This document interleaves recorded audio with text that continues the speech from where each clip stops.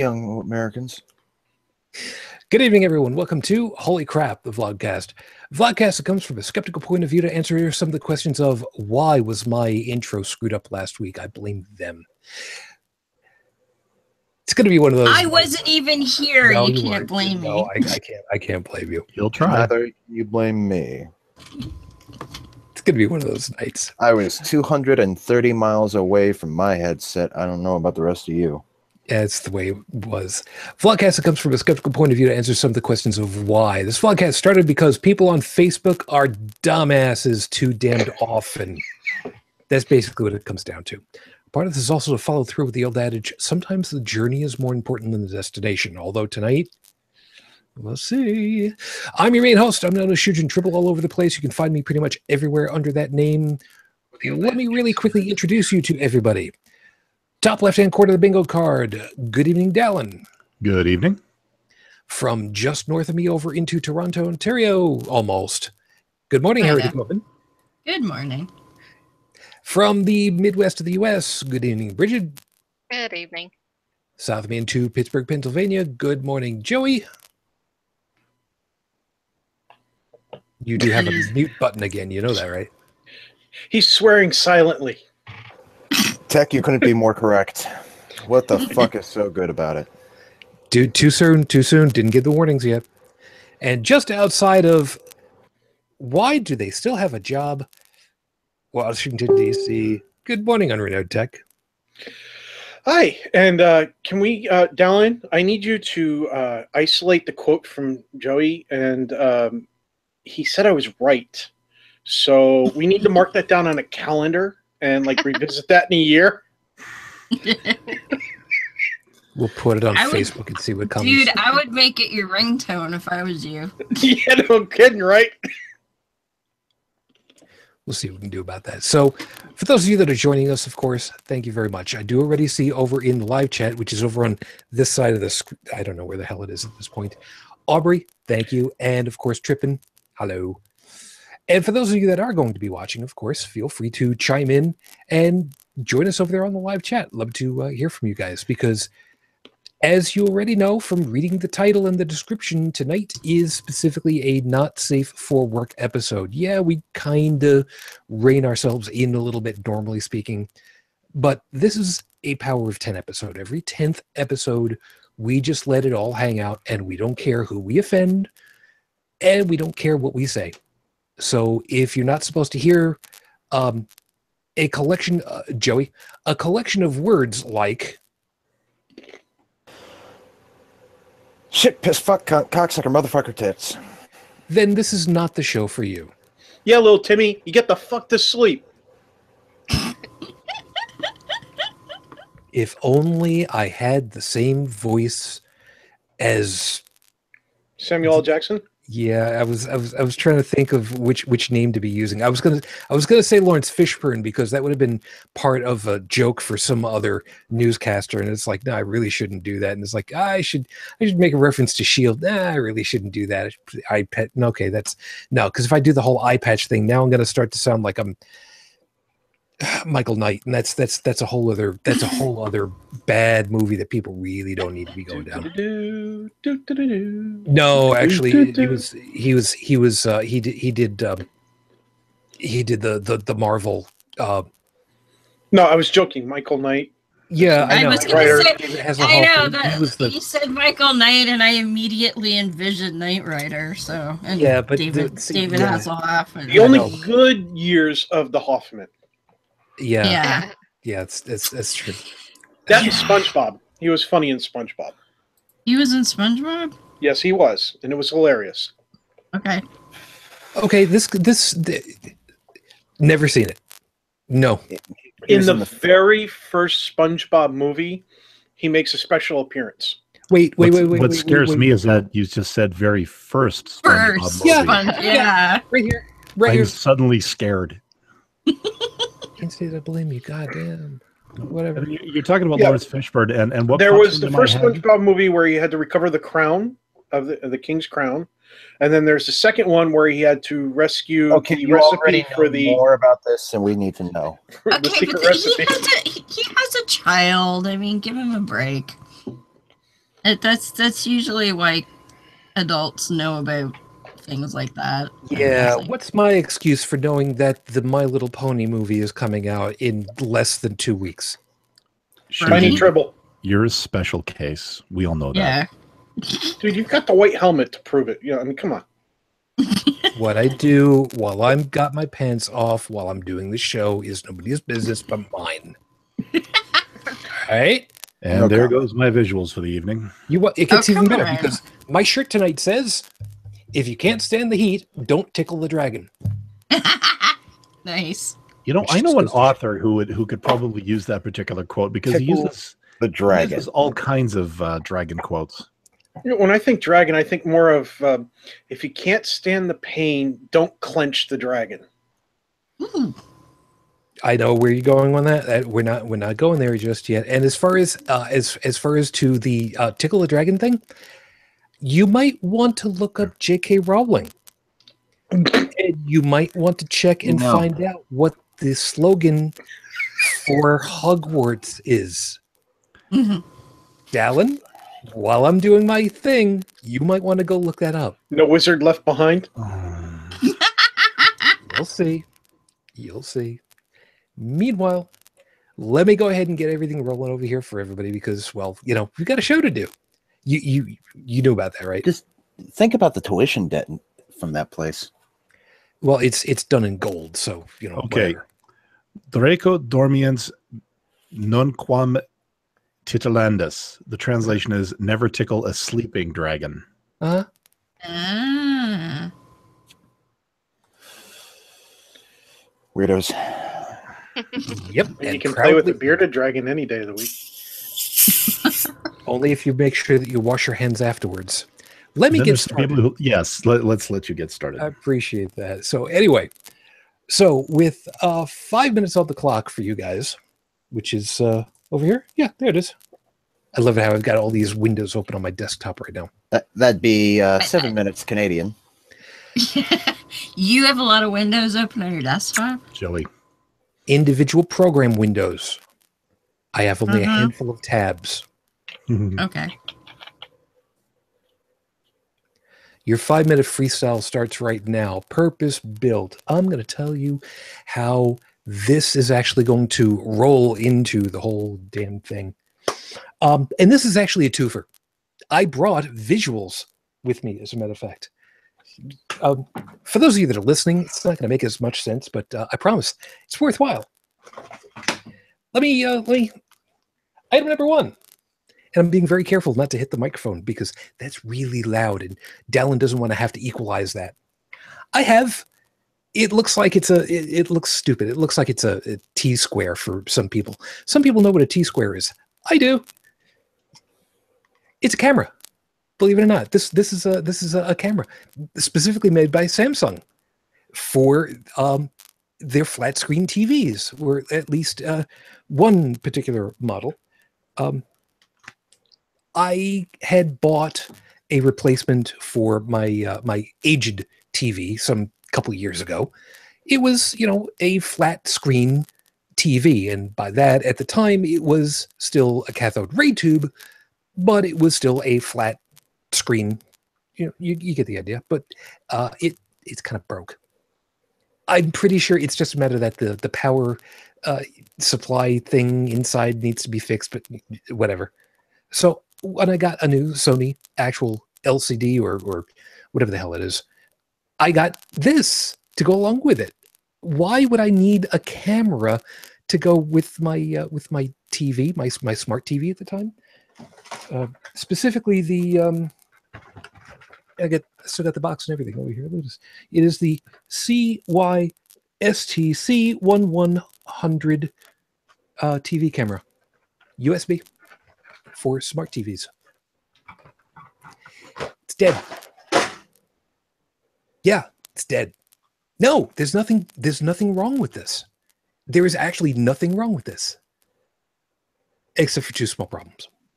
One, it's effectively a soft camera.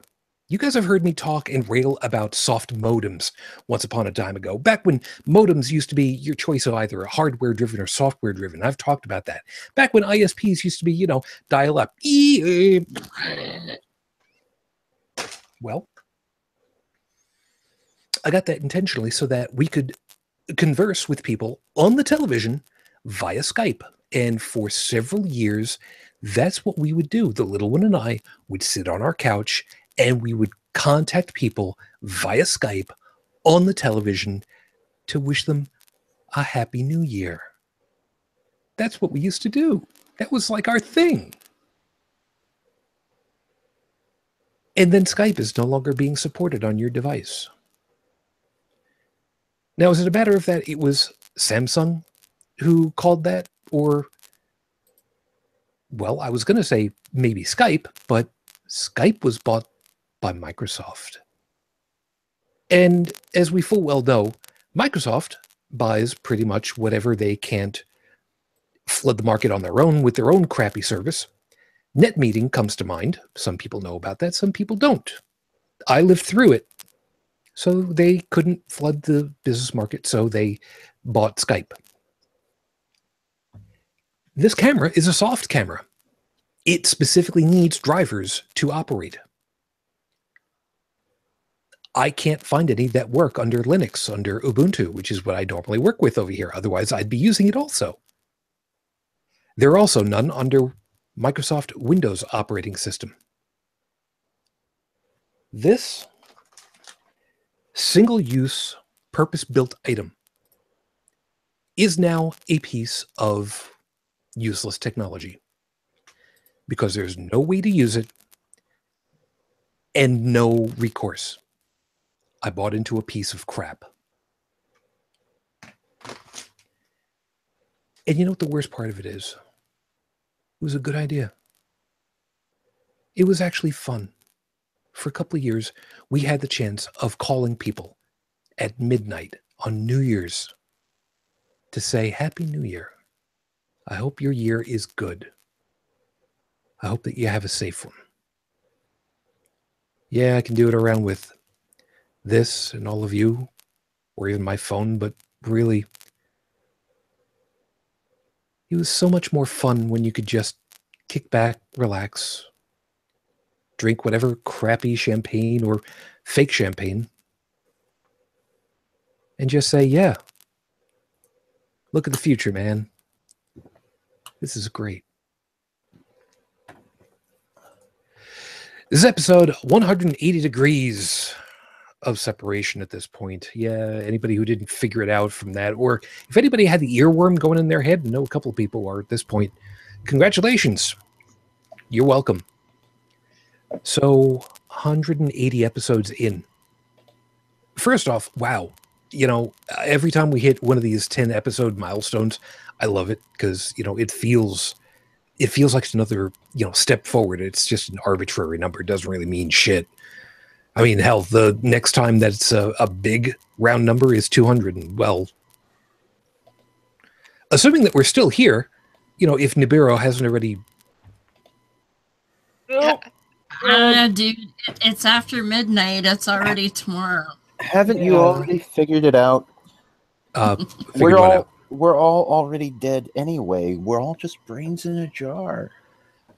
Well, if you consider that my cranium is the jar, yeah, technically speaking, that's exactly right. Everything around you is just an illusion, man.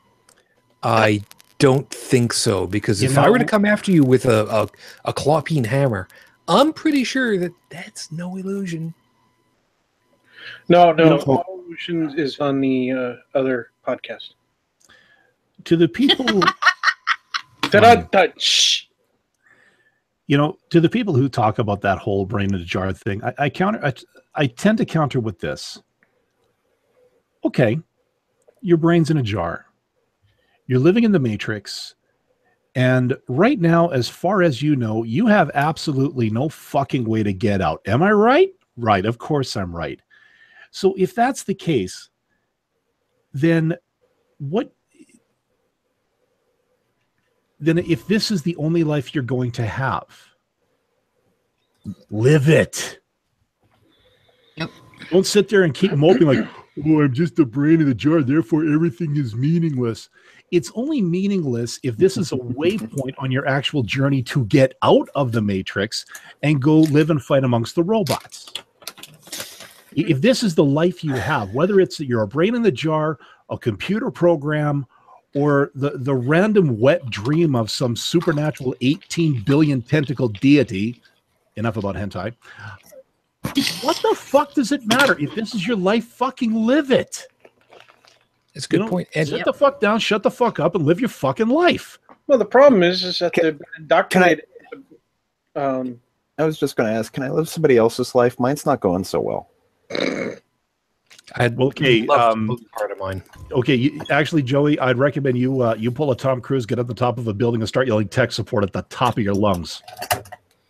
You need to see Vanilla Sky for that one. Yeah, I have to see about that one. By the way, over in the chat, Aubrey, yes, you're quite right. And I should probably see about linking those into the show notes for this. Oh God, I forget how to pronounce it. Kurzgesagt, Schlegelhoffen, and Vsauce 3 just released collab videos about whether or not we're living in a simulation and how likely that is. Yeah. But once again, I say, if this is a simulation, but if this is all we've got, then what does it matter? Actually, live your life, enjoy yourself. You know, it does kind of matter. There was a series of books that starts with written by Scott Meyer, Meyer. The first in the series is called Off to Be the Wizard. And it's about a young man who figures out that we are indeed living inside of a computer simulation. He stumbles across this file where his information is actually found in there. And so he figures out that by modifying information in that file, he can actually modify himself. Like he can make himself into better shape. He can stop himself from aging. And he can do things that look like magic, all by accessing the file. So, like make his phone always have access to the file or through the internet, permanent internet connection at all times, so on and so forth. So yeah, it's really neat. It's definitely a comedy. It's not to be taken seriously in any way, shape, and form, because it's all a case of they do stuff and things go wrong constantly. But if that were true, okay, with the amount of people we have on this planet who are technically illiterate, you'd think somebody would have found the file by now. One would think there's a whole bunch of different things about that, but that's then again, who knows? In another 100 years, we may give birth to server, which is where the internet gains sentience. Yeah. There's actually a great old audio drama on that called Tales from the After Now, where it actually the religion of server came up. It's kind of a cyberpunky thing, and it was very brilliantly done. This guy was doing stuff with audio drama based sort of podcast stuff years before some of the more advanced audio dramas you see nowadays. And he went old school. Like he was using like an old cassette recorder, where you could like fuck with the tracking and make it sound all distorted and shit. He would do that sort of to present it as like an effect in his speech to make it sound like a bad transmission coming through. It's actually coming back in time. But the world he described and how it got he actually started from 9/11 and drew a line. And the line he drew was so probable, or I should say it was so possible based on what was going on at the time. And, if W had made this decision instead of that one, it could have made that step. Like that's how close it came. Like it was eerie close to what could have been. I'd highly recommend it. Yeah, that's a sign of a really, really good writer. Sean Kennedy, actually one of the guys who his rants were on par with To the Rant and Griffin back in the day. Matter of fact, they both used to be on Rant Radio. back in the late 90s. Those were the days. Yeah, that's a whole other thing. Yeah, but no, I miss Sean all Kennedy that. did some great stuff. Yep. So since we're kind of delving a little bit too far into pieces that we aren't exactly on par, but you know what? Don't care, because whatever. I unfortunately don't have any new. I don't have any new news myself on Rafe Badawi. I don't know that anybody else has heard anything at this point. I did see the thing where his wife went after the ambassador just recently. Which ambassador? Yours? No, the ambassador to Saudi Arabia. Saudi. Yes, but I mean the ambassador to which country? To Saudi Arabia. All right, let me work this differently. Saudi Arabia has diplomats to various countries. Yes. Various countries have diplomats to Saudi Arabia. I'm wondering which diplomat we're talking about. I think this was actually the UN. I could be wrong. Yeah, it was the UN. There we go. Okay, so she basically, good. She basically called this cockwomble out on the carpet at the UN. Yes. I'm sorry. This sounds like an Australian animal. You sure you've got that insult correct? I am nowhere near drunk enough to fully articulate the kind of insult I really want to give. And sadly, I'm not planning on drinking that much tonight. I have my one mug, and that's about it. Okay. Well, the night is still young, so we've got plenty of time to find out if that changes. So, good on you, hun. You keep fighting a damn good fight. However, unfortunately, as usual, I have to go ahead and let you know that as of the recording of tonight's episode, this now marks 5 years, 3 months, 7 days since Rafe Badawi was unjustly incarcerated for thought crime. Our hearts and our thoughts are still with you and your family, and we're not giving up anytime soon. So, like I said, we're gonna have ourselves bitch fest because we can. We've been saving it up. That's exactly the reason why these nights were set up. And if you would like an opportunity to be on to go ahead and spew about something, let us know.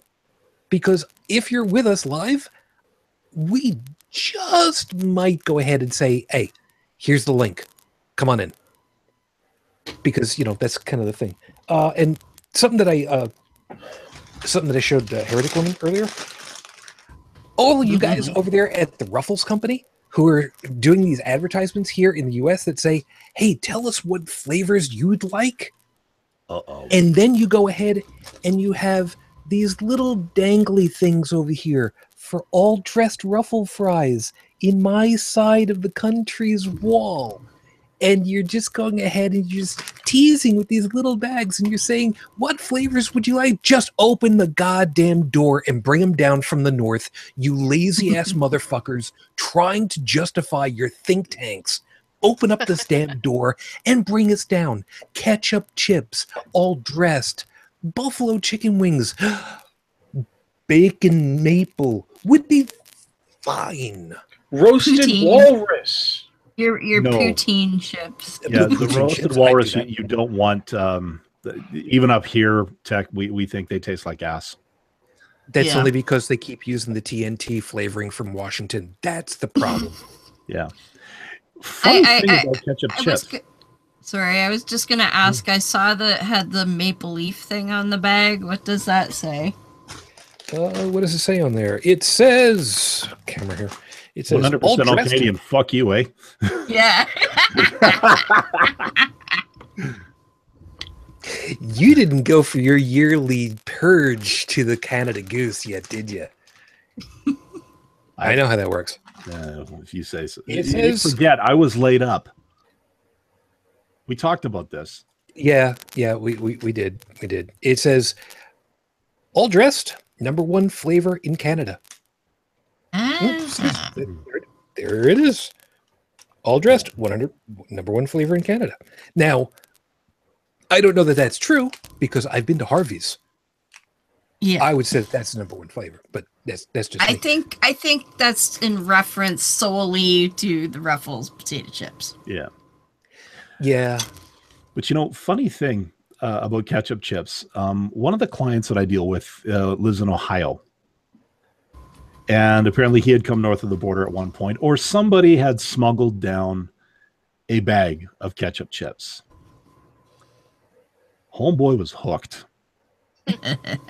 Now, you see, in my office, we have a little place over by the developers. I've talked about this before. We call it Candyland. Basically, everything that's possibly bad for you is collected there because computer developers, as you know, run off of two key ingredients, sugar and caffeine. It's true. And there's an abundance of it there, plus the cholesterol from all the potato chips. But for some reason, the ketchup chips always seem to be the last to go. So my partner who was on this project, he was more the technical guy. And he got in really good with the manager down in Ohio who was hooked on these chips. We actually contemplated, because they'd ordered these signs from us, these great big LED signs that we could open up, stick a modem in, all that kind of stuff. Yes, we still use modems up here, hardware modems. Mm-hmm. Anyways, yeah, he wanted to open up one of those signs and stuff it chock-a-block full of bags of ketchup chips for this guy, because we figured that'd be the best way to keep him on our, for us to stay on his good side. Ultimate peace offering. Yeah, we fucked up, we admit it, but here's ketchup chips for you. You know, keep feeding the addiction. Nice. It's funny though. I've never really cared for ketchup chips. Oh, I love me small dress, but ketchup. Yeah. You'd have another guy at work yesterday. Was it yesterday? Yeah, it was yesterday. Sorry, I was sick on Thursday, so my week got a little fucked up. But another guy, he comes in and he always brings. He'll go out and he'll buy a bag of chips and a dip for us in our little area. And for some stupid reason, he bought ketchup chips and dill pickle dip. That's I love dill pickle chips. No, this was ketchup chips with dill pickle dip, Tech. That can work too. No, okay. Would you dip your dill pickle in a thing of ketchup? This was off of my Chris McCard list. You know that now for that one. Let's just put it this way: when I was in college, if I was a poor college student, and when I had the midnight munchies, I would get up. I always had a jar of Clausen pickles because I love their pickles, and so I'd raid the fridge. And one night I raided the fridge, and all I had in there was a bottle of ketchup, a bottle of mayonnaise, some slices of cheese, some pickles, loaf of bread, and that was kind of it.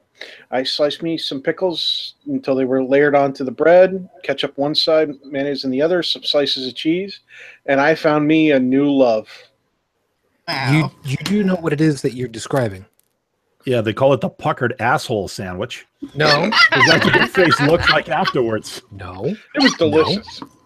I'll tell you what it was. What you had was a vegan cheeseburger. That's what you had. That's Ruffles, do you hear that? You need to make a new brand of potato chip called the vegan cheeseburger. There you go. Actually, except that with the cheese on it, it's not vegan. Hun, soy cheese. Hold it. Tech, what kind of cheese was it? It was an oil-based cheese. Okay, there you go. I rest my case. What they call American cheese. No, what we call Velveeta. Exactly. It's basically plastic cheese. It is. Like, I am an absolute cheese lover. Like, cheese is one of my staple foods, and I can't stand Velveeta. It's disgusting. If you take a block of Velveeta and you mix it with some salsa and stick that shit in the microwave, I don't care what you've brought to the Super Bowl. I will go for that, the first thing every time. Yeah, by the way, Trippin over there in the live chat, Thousand Island sandwich, it sounded like. No, because there's only one use for that. Okay, same way I was talking about like a single-use product. Thousand Island dressing has only one use on a salad, and that is an excuse to throw it into the trash before you go ahead and bring it back to the next customer at the table. What the hell is fucking wrong with you people? Seriously. Thousand Island dressing has two uses for me. One, what you said. The second one is if. So help me. If you say laxative, I'm booting your ass. No, I was actually going to say, when I have a burger, I like to put mayonnaise and ketchup on my burger as well as pickles. Sure. That's what Thousand Island dressing is. Well, Russian dressing, I should say. Actually, he's not wrong. He's not wrong. Right. And so if that's what I have, because I don't have access to the other stuff, I will use that in a pinch. Speaking of weird burger toppings, again, a conversation I had with a coworker not too long ago. Peanut butter, surprisingly good for some strange reason. Oh, yeah, God, no. You just led the bit. That's exactly what he said. Apparently, he had peanut butter. Oh, really? Oh, shit. Sorry. Yeah, he had peanut butter on a burger not too long ago, and he said it was the single best topping he'd ever had. And I said, okay. Well, okay, not look. Single best. It was okay. My go-to for taking an already unhealthy food, i.e. a burger, and making it even worse, and I blame you Americans for this, for actually coming up with something that fucking delicious, is the fried egg. Really? I don't get it. No, okay. So what's so bad about a fried egg on top of a burger? It's delicious. Exactly. It's absolutely Especially delicious. If you put bacon on it too. Yeah, but it's sure shit ain't that healthy for you. Well, we're talking about burgers here. What part of it screams healthy to you? That's what's my point. Oh, speaking of horribly not healthy, I have a new favorite food I discovered when I was in Newfoundland. Oh shit! It's called. So wait. Yes. Hold on. Yes, Joe. Wait. You found a new favorite food in the newfound land. Yes, I did. Or, with the newfies. Anyway, it's something called tauntons, and it's fried bread dough. Oh, I've heard of that. It's delicious. You had me at fried, so keep going, Uh-huh. No, like as if you were going to make a loaf of bread, but instead of baking it, you take the dough and you pan fry it. Okay. Tonight on Carnival Eats. Yeah. Anybody got any powdered sugar? I was just gonna say, Yeah. Throw some powdered sugar and syrup on that shit, man. Yeah, they put syrup on it. Yeah, they put syrup on it. In other words, tonight on Fuck Your Arteries. Yeah. Yeah, this is not helping the fact that I've actually started a diet a couple of weeks ago. Or fuck that diet, Joey. You and I, hold on a second, Joey. You and I are both Italian. I don't know. I don't remember what we have Italian in our families. We have Italians in our families. I was about to say. Yeah, me more than you, but did you ever remember hearing anything called Zeppeli?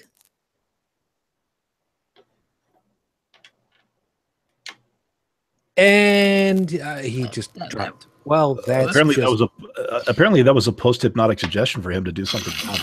Apparently so. We'll figure I was going to tell you the thing my husband had when we were in Newfoundland that I wouldn't touch with a 10-foot pole, but something that's 11 feet away.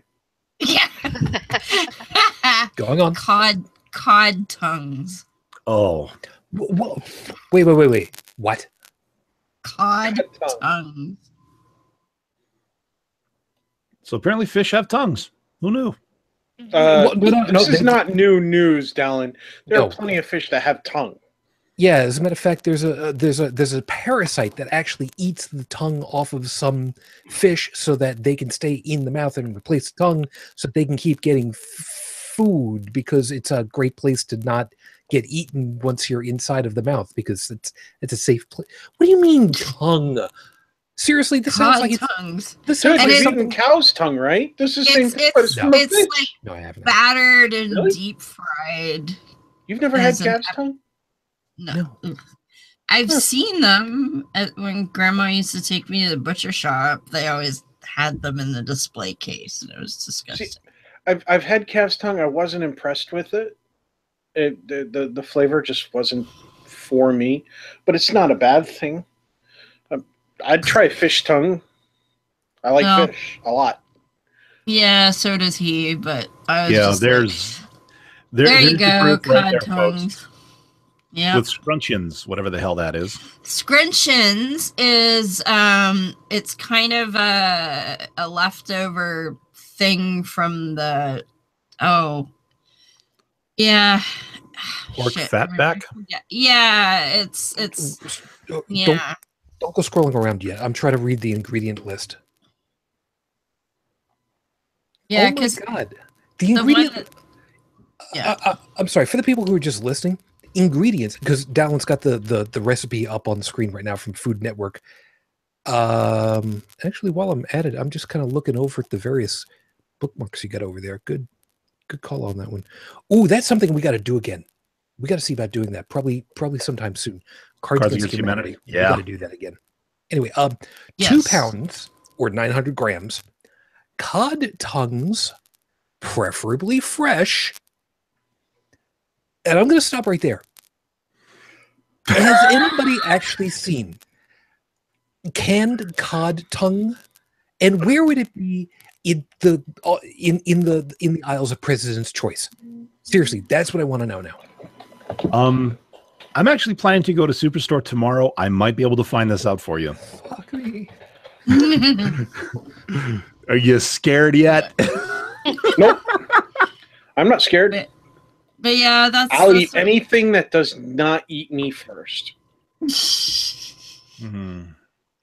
Yeah, look, I've already gone over lamb fries on this show, so I don't need to revisit that again. Yeah. I mean, after all, my diet's in jeopardy here because I found out that there is a place about an hour from me that makes croque madame. What's that? It's a sandwich. Okay. It sounds like a verb. Well, there's it's a sandwich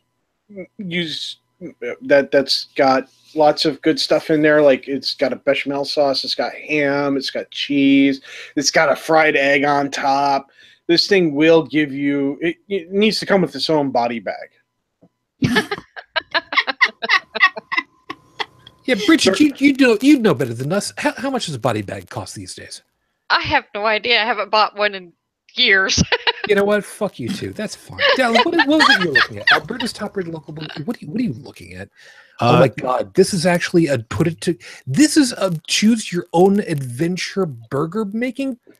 Yeah, no, because once you make it, you can't go back. No, Tech. I was about to see what you just said. My sister and I were talking about this particular place today. There's none. Well, okay, the closest one to me is about 3 hours away, which is probably a good thing because after eating here, I'd probably want to try to walk it off. What's the place called? You mean Soda Jerks? It's called Soda Jerks. Okay. Yeah, this is Fuddruckers gone to hell. Well, think about that. Okay, so choose your base. You have your hand pressed burger, ground chuck, veggie patty for those of us who want to pretend that we're eating burgers, chicken breast, chicken tenders, buffalo chicken tenders, or dog, DAWG. I'm assuming that's going to be a hot dog. I sure as hell hope so, yeah. I really hope so. But you see, then we get into the bun selection. We have brioche, sourdough, Eggo waffles, the feature bun, the hot dog bun, the glazed donut. Dude, you can make the Walter. Or is that what it's called? Was that what it was called? The Walter, I think it was. Then they have the gluten-free bun, which is kind of cool. They named that one after the glazed donut. A lettuce cup, if you're from California, or the no bun, make it a salad served in a bowl with a bed of mixed greens. You're going to a burger joint. What the fuck is wrong with you? Yeah. Let's see. Ooh, lots of cheese. Yeah, you got matzo cheddar processed. That's American cheese. That's what we call it up here. Yep. Havarti. Oh God. Okay. I love me some Havarti. Havarti on a burger is. Let's just say it's a good thing my camera's off right now because I'm doing something really bad. Anyways, then we got Swiss jalapeno jack blue cheese because chemical warfare. Featured cheese, which scares the hell out of me. Now, here's your toppings: Kraft Dinner, Captain Crunch, Fruit Loops, gummy worms, hash brown. Okay, I can do hash brown. Onion rings, done that before. Buffalo onion rings. Oh my fucking God. The Luther, that's the name I'm thinking. Yeah, Doritos, potato chips. Philly style. Mini donuts. Okay, so you can have a burger on a glazed donut bun. Donut with mini donuts. This is donutception we're talking here. Wow. See, the burger at that point becomes the healthy part. Yeah. Gin and bacon sauerkraut because some people have a death wish. Sauerkraut with the donut. Pierogies, which, hey, for the Ukrainian and all of us. I can get pierogies on a burger? That'd be cool. This suddenly stopped to becoming, holy crap, the vlogcast. It became holy crap, the food service. The food network. Okay, actually it's more like holy crap is what you'll be taking after eating this. We ain't done yet.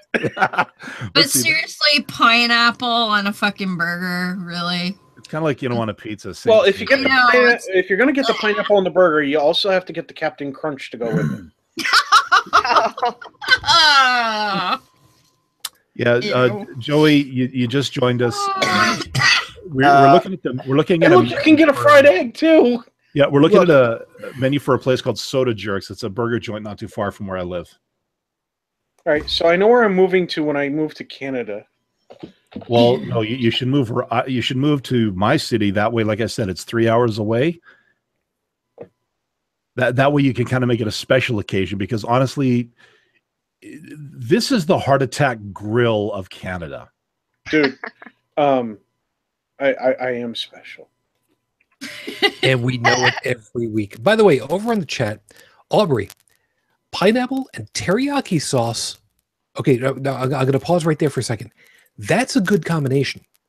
Salty and sweet like that. I like that. My secret ingredient when I make Japanese curry is chunked pineapple. Mm-hmm. The whole can, juice and all. Yeah. And when I make like medium hot curry, that is such a great combination. But Aubrey, pineapple and teriyaki sauce on a burger is somewhat of a specialty in Hawaii. I actually like it a lot. And I can see that. But it's because you're putting the sweet against the salty. That's where you get a pass, sort of. Well, I mean, unless it passes like a goose. Yeah, but here the closest you're going to get to, the salty to go with the sweet would be the Doritos. Yeah, it doesn't quite work. Just saying. Okay, this sucks. There is none in Ontario. That's okay because how many Harveys are out by you?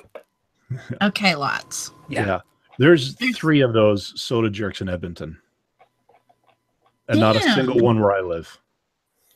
Yeah, it's showing me 2 in Edmonton, but that's okay. Well, on the positive, I've got 5 Guys near me, and they started... Five Guys. And now they make milkshakes.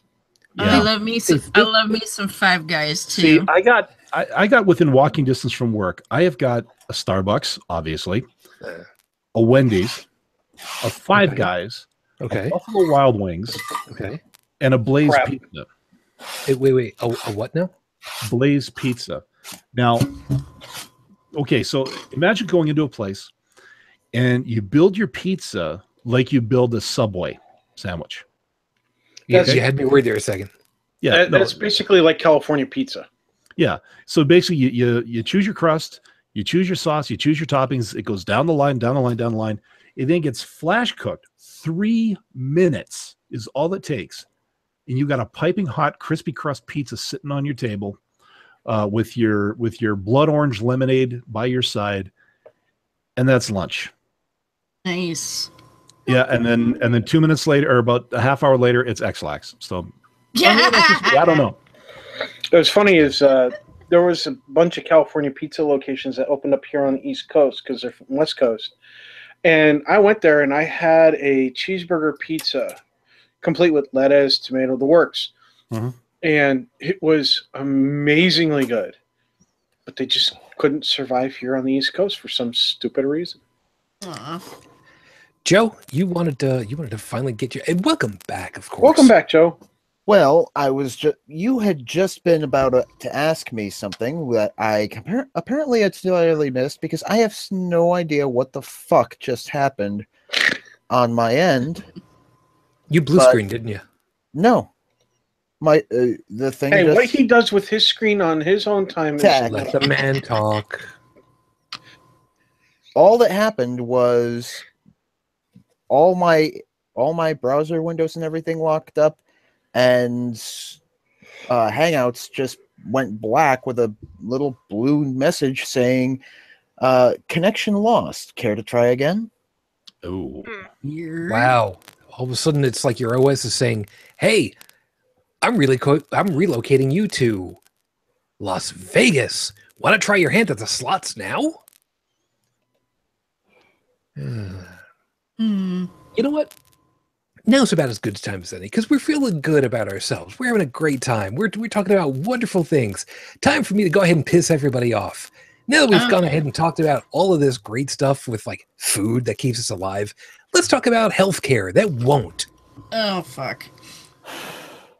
Don't get I've been smoking about 4 packs a day for the last 15 years, so I honestly just don't care.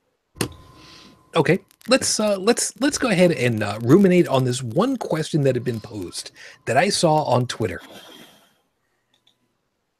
reminding you that the vast majority of the developed first world nations have universal health care for all.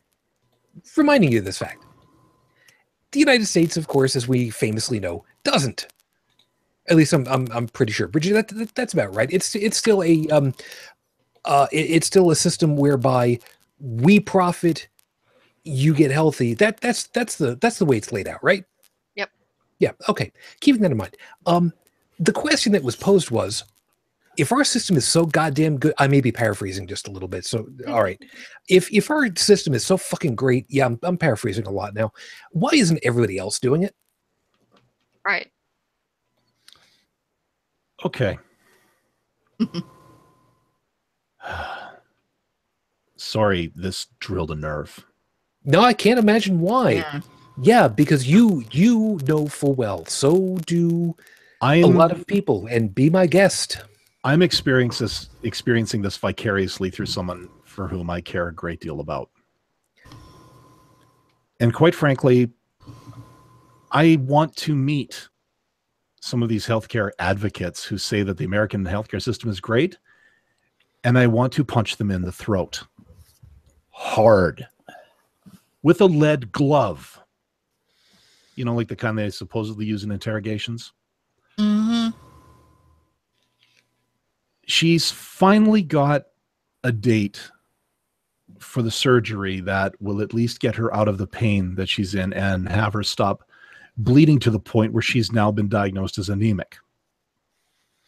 However, it's not the operation that will completely fix it. Because the insurance company that she is left with, because she has no money, because she doesn't have a job, because she's in too much pain to get a fucking job, this whole vicious circle that assholes like Ben Shapiro would go, well, blah, blah, blah, blah, blah, capitalism. Go back to my original thing about throat punch. I don't care if he's Jewish.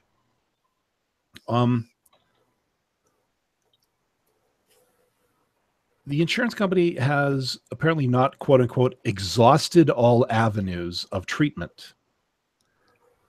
And with this operation, she's going to have this, I think it's called an ablation, where they basically go in and burn everything.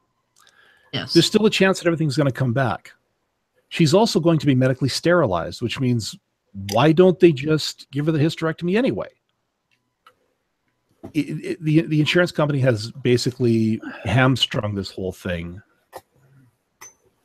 for whatever reason. It's probably a reason of bureaucracy. Now, here's something I want to know, okay? again, I'm coming at this from a naive angle. You guys, does America have a baseline insurance for each state? No. So, in other words, no. Well, let me rephrase that. 0. There is quite literally.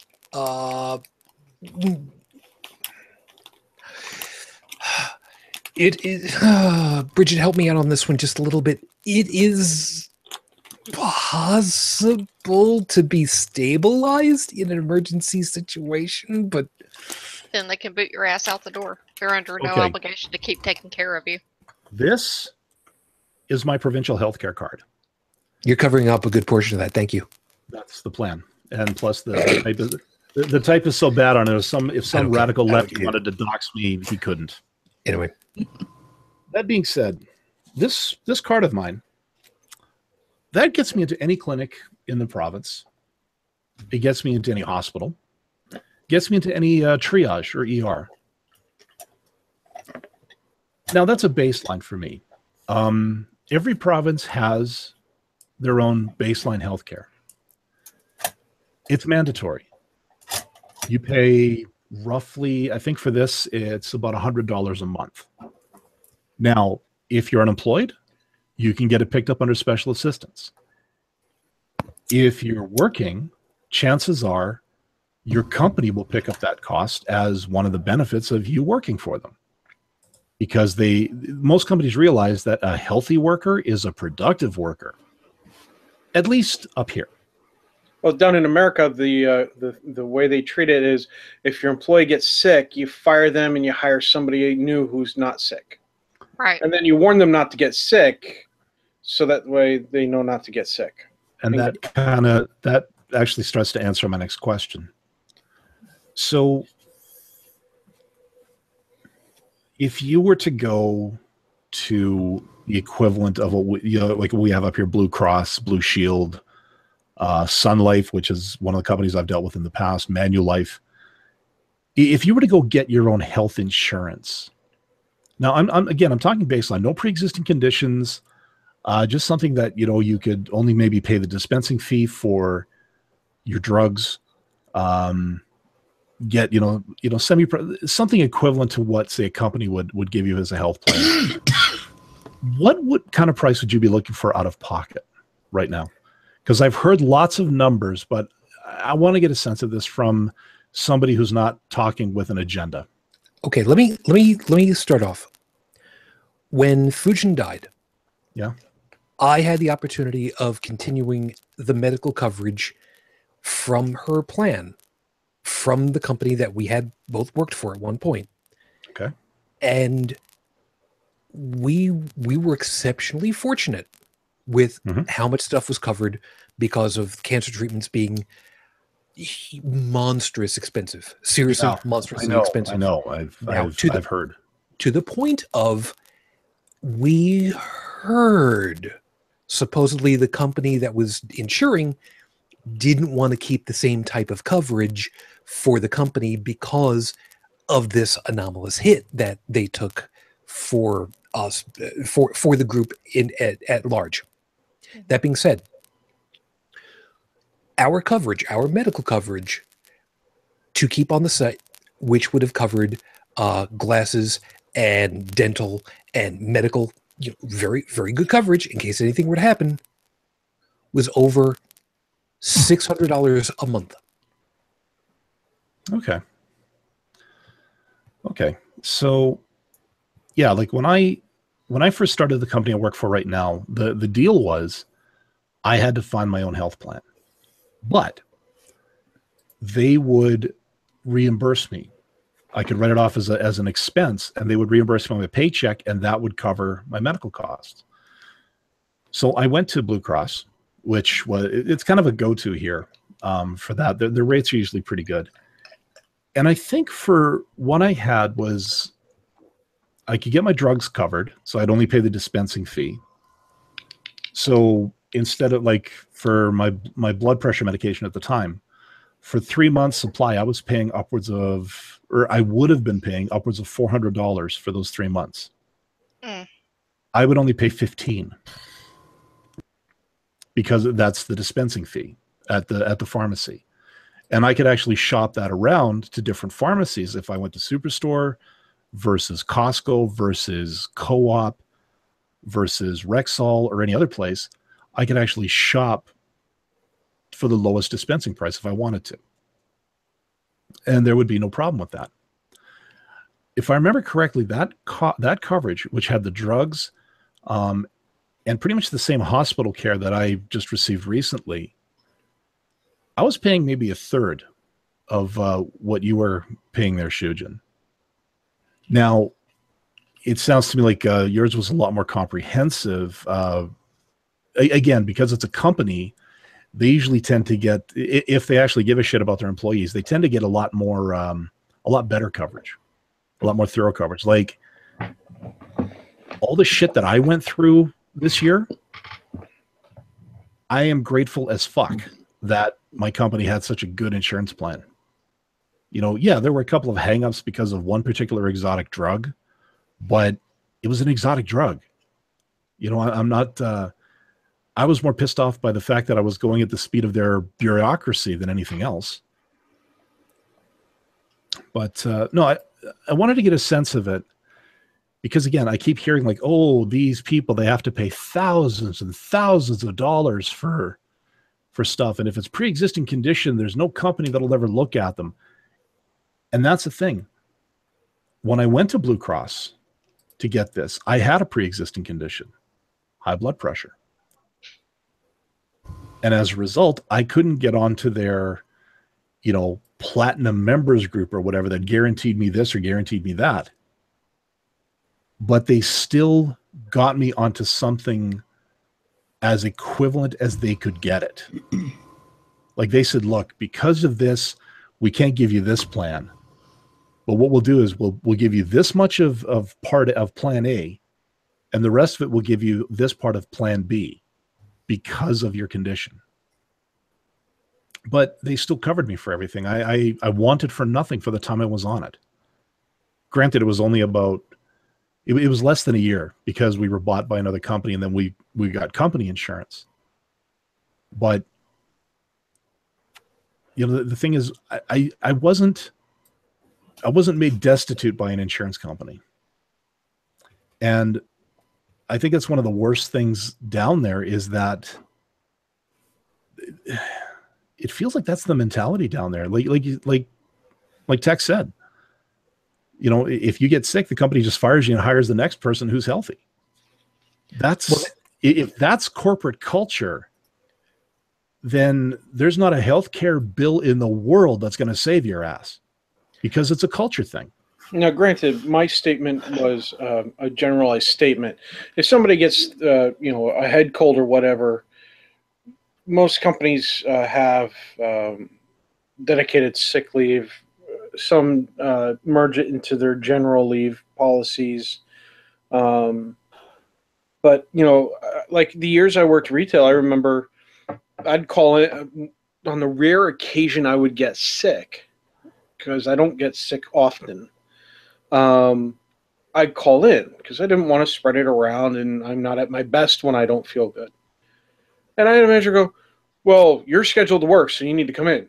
I can't. I'm sick. I don't feel good. I'm not getting out of bed today. I'm going to take some medicine and I'm going to sleep and get better. Well, no, you need to go out and get a doctor's note or you're not going to be able to come back to work. I can't get a doctor's. None of the offices here have an opening. You know, at that point, now you got to take another day off just so you can go get the damn doctor's note. Now you've missed 2 days of work. Mm-hmm. Or, you know, they don't even want to hear that you're missing 2 days of work. They want the note now or they want you back to work now.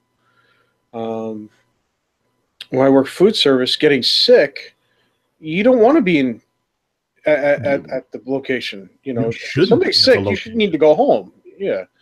But I still see a lot of places where they'll yell and scream at their workers for trying to get out of sick, and they'll even go so far.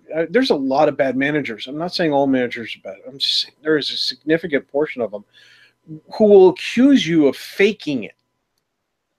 Yeah, you're not sick. You're faking it. Oh, okay, sure. You know, I got the flu. Sure, let me come into work. I'll get you sick. I had one manager back when I worked for Worst Try, and you can figure it out, who accused me of faking it. And this was before I got into a position at a district level I was much happier doing at that time. But I was in the appliances department. It was just me and one other guy. I wasn't feeling good. He said I didn't look good. So I told management I was heading home. He's like, "Oh, you're just faking it." I was like, "Okay, fine." So I went back to work, and I proceeded to scare away customers, coughing and hacking and sneezing. And apparently I looked like death warmed over because I was white as a sheet. And there were several complaints made. I encouraged the customers to make complaints about the sick guy in the appliance department getting everybody sick. At that point, I was yelled at for staying at work when I was sick, when I was obviously sick, and I should go home, and that was irresponsible for me to stay on the floor. Oh, Did you mention to them that your manager thought you were faking it? Maybe. Yeah. Anyway, social engineering at its best.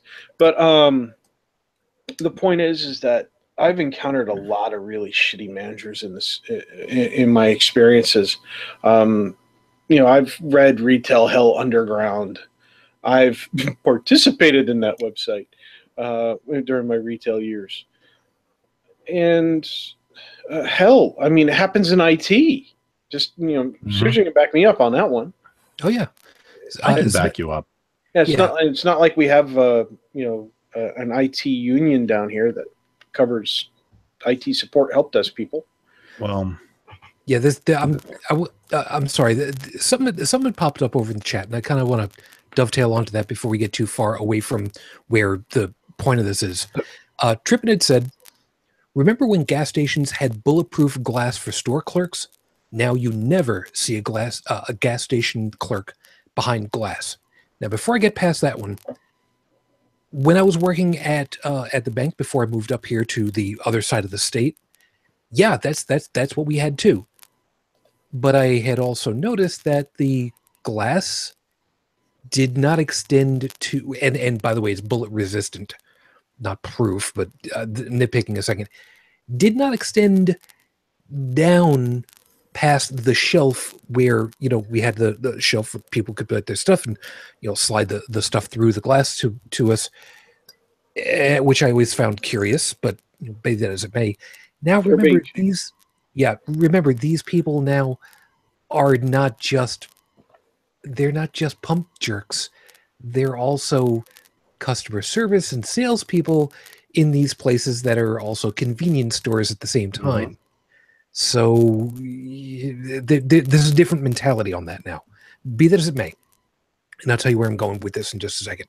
Had also said the gas station makes more money off being robbed and employees being injured than using the bulletproof glass from insurance.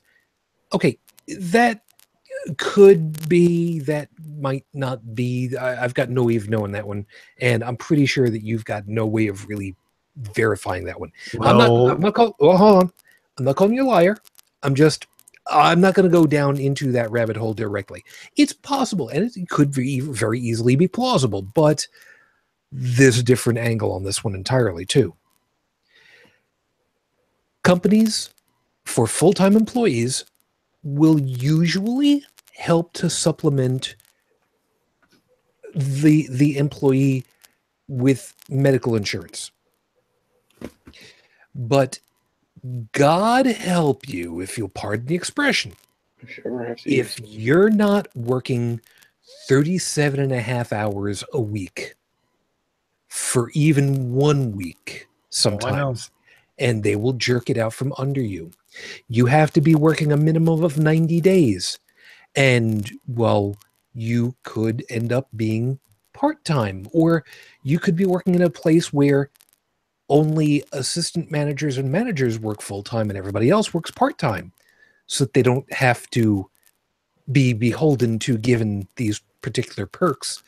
And Brigid, I'm assuming that you would know, you would have heard horror stories like that happening too, where there is a culture of, well, if we don't have to, maybe we can just kind of not ask people to work full-time so that we don't have to pay out extra for insurance for health and all that stuff, eh?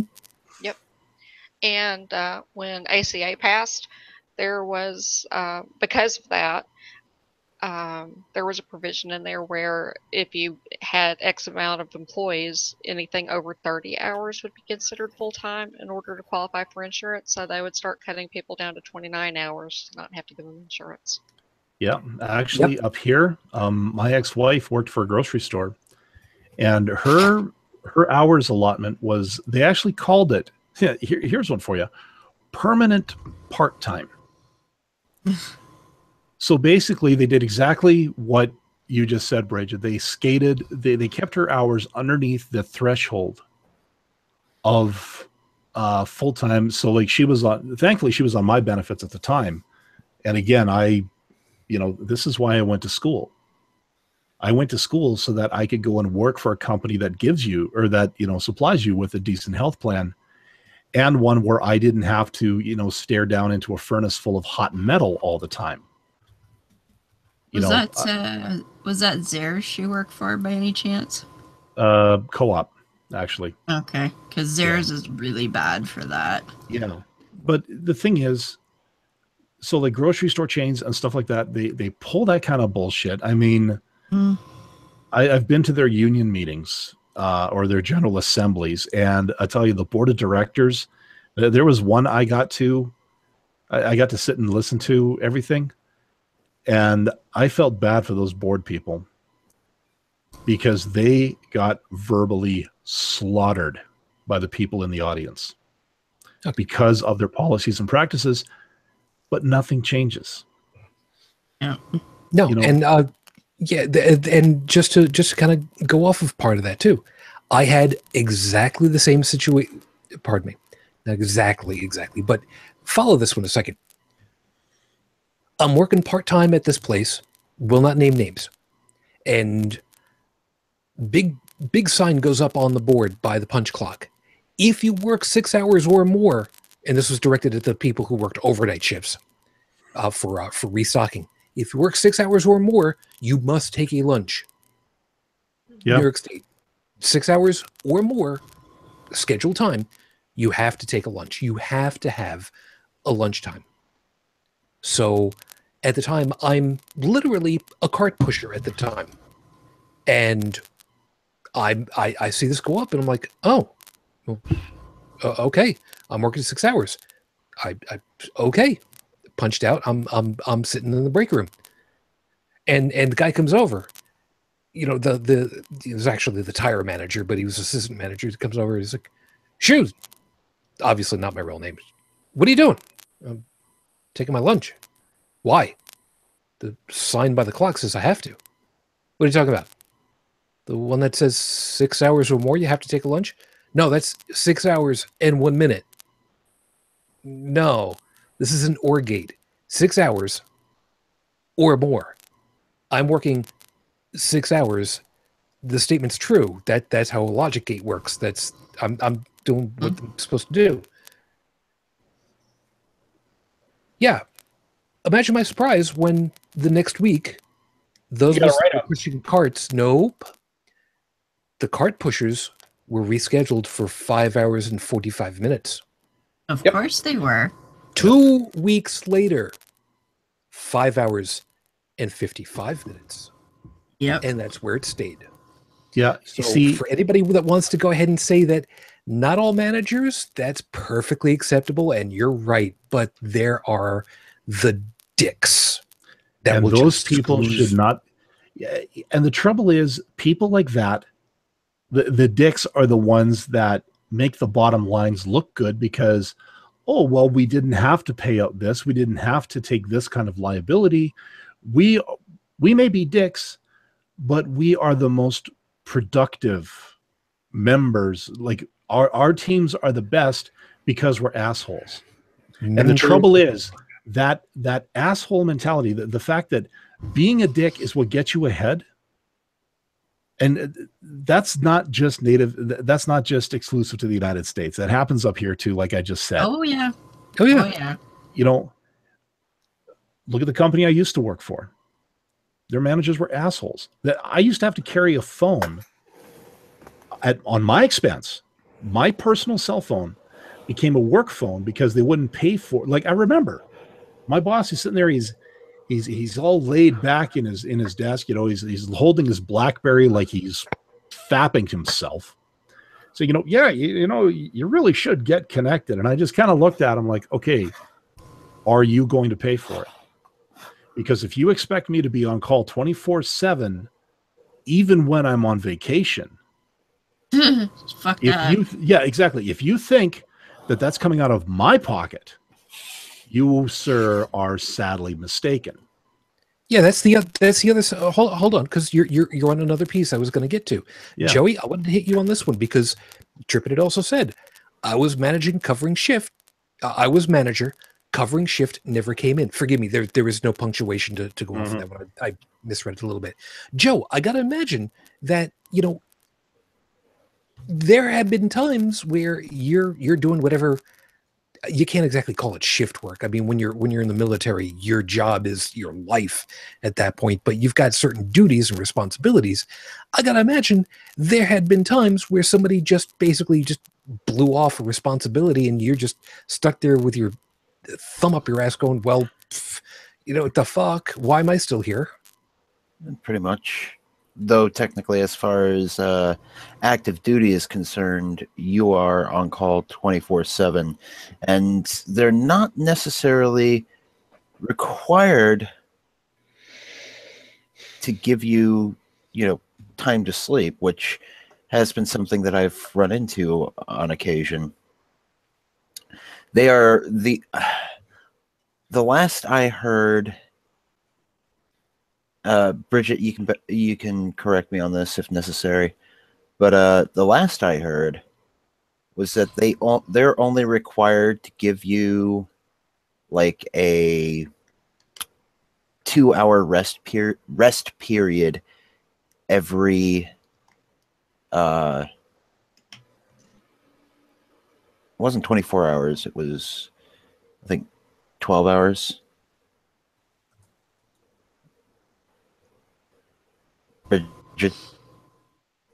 I'm not sure on that. I remember it because, you know, they had put that on us. But here's the thing: rest period. That doesn't even mean sleep. No, and to kind of go on that again, Bridge. I mean, there are residents when they're in a hospital, when they're, you know, starting out as not quite doctors but not quite students anymore. What do they do? 24, 36-hour shifts at a clip? Residents, yeah. I was just thinking about that because, and that's always boggled my mind because that is one person you don't want having a sleep-deprived addled brain while they're working. You know what I'm saying? Oh, there's another one, by the way. Tech, here's a perfect example. We've lived on the Eastern Seaboard for how many years and seen how many storms come through and how many linemen go up after a hurricane who are working, you know, 12-hour clips just to get electricity running again. And we're talking about fucking high voltage electricity. Yeah. Well, this is why you see so many of the electricians traveling from different states whenever hurricanes come in. Like down in Houston, right? They had electricians from all the way up north, all up and down the Eastern Seaboard here, and some Midwestern too, traveling down south, Houston and Florida and everywhere to get them all up and running again. I'm pretty they sure. Had groups from Quebec. I was gonna say, I'm pretty sure Toronto went too. Wouldn't surprise me. Yeah. I like our northern But- neighbors. They're nice. But what I've never understood about the residents being, made to work those kinds of hours is why. Because Free labor.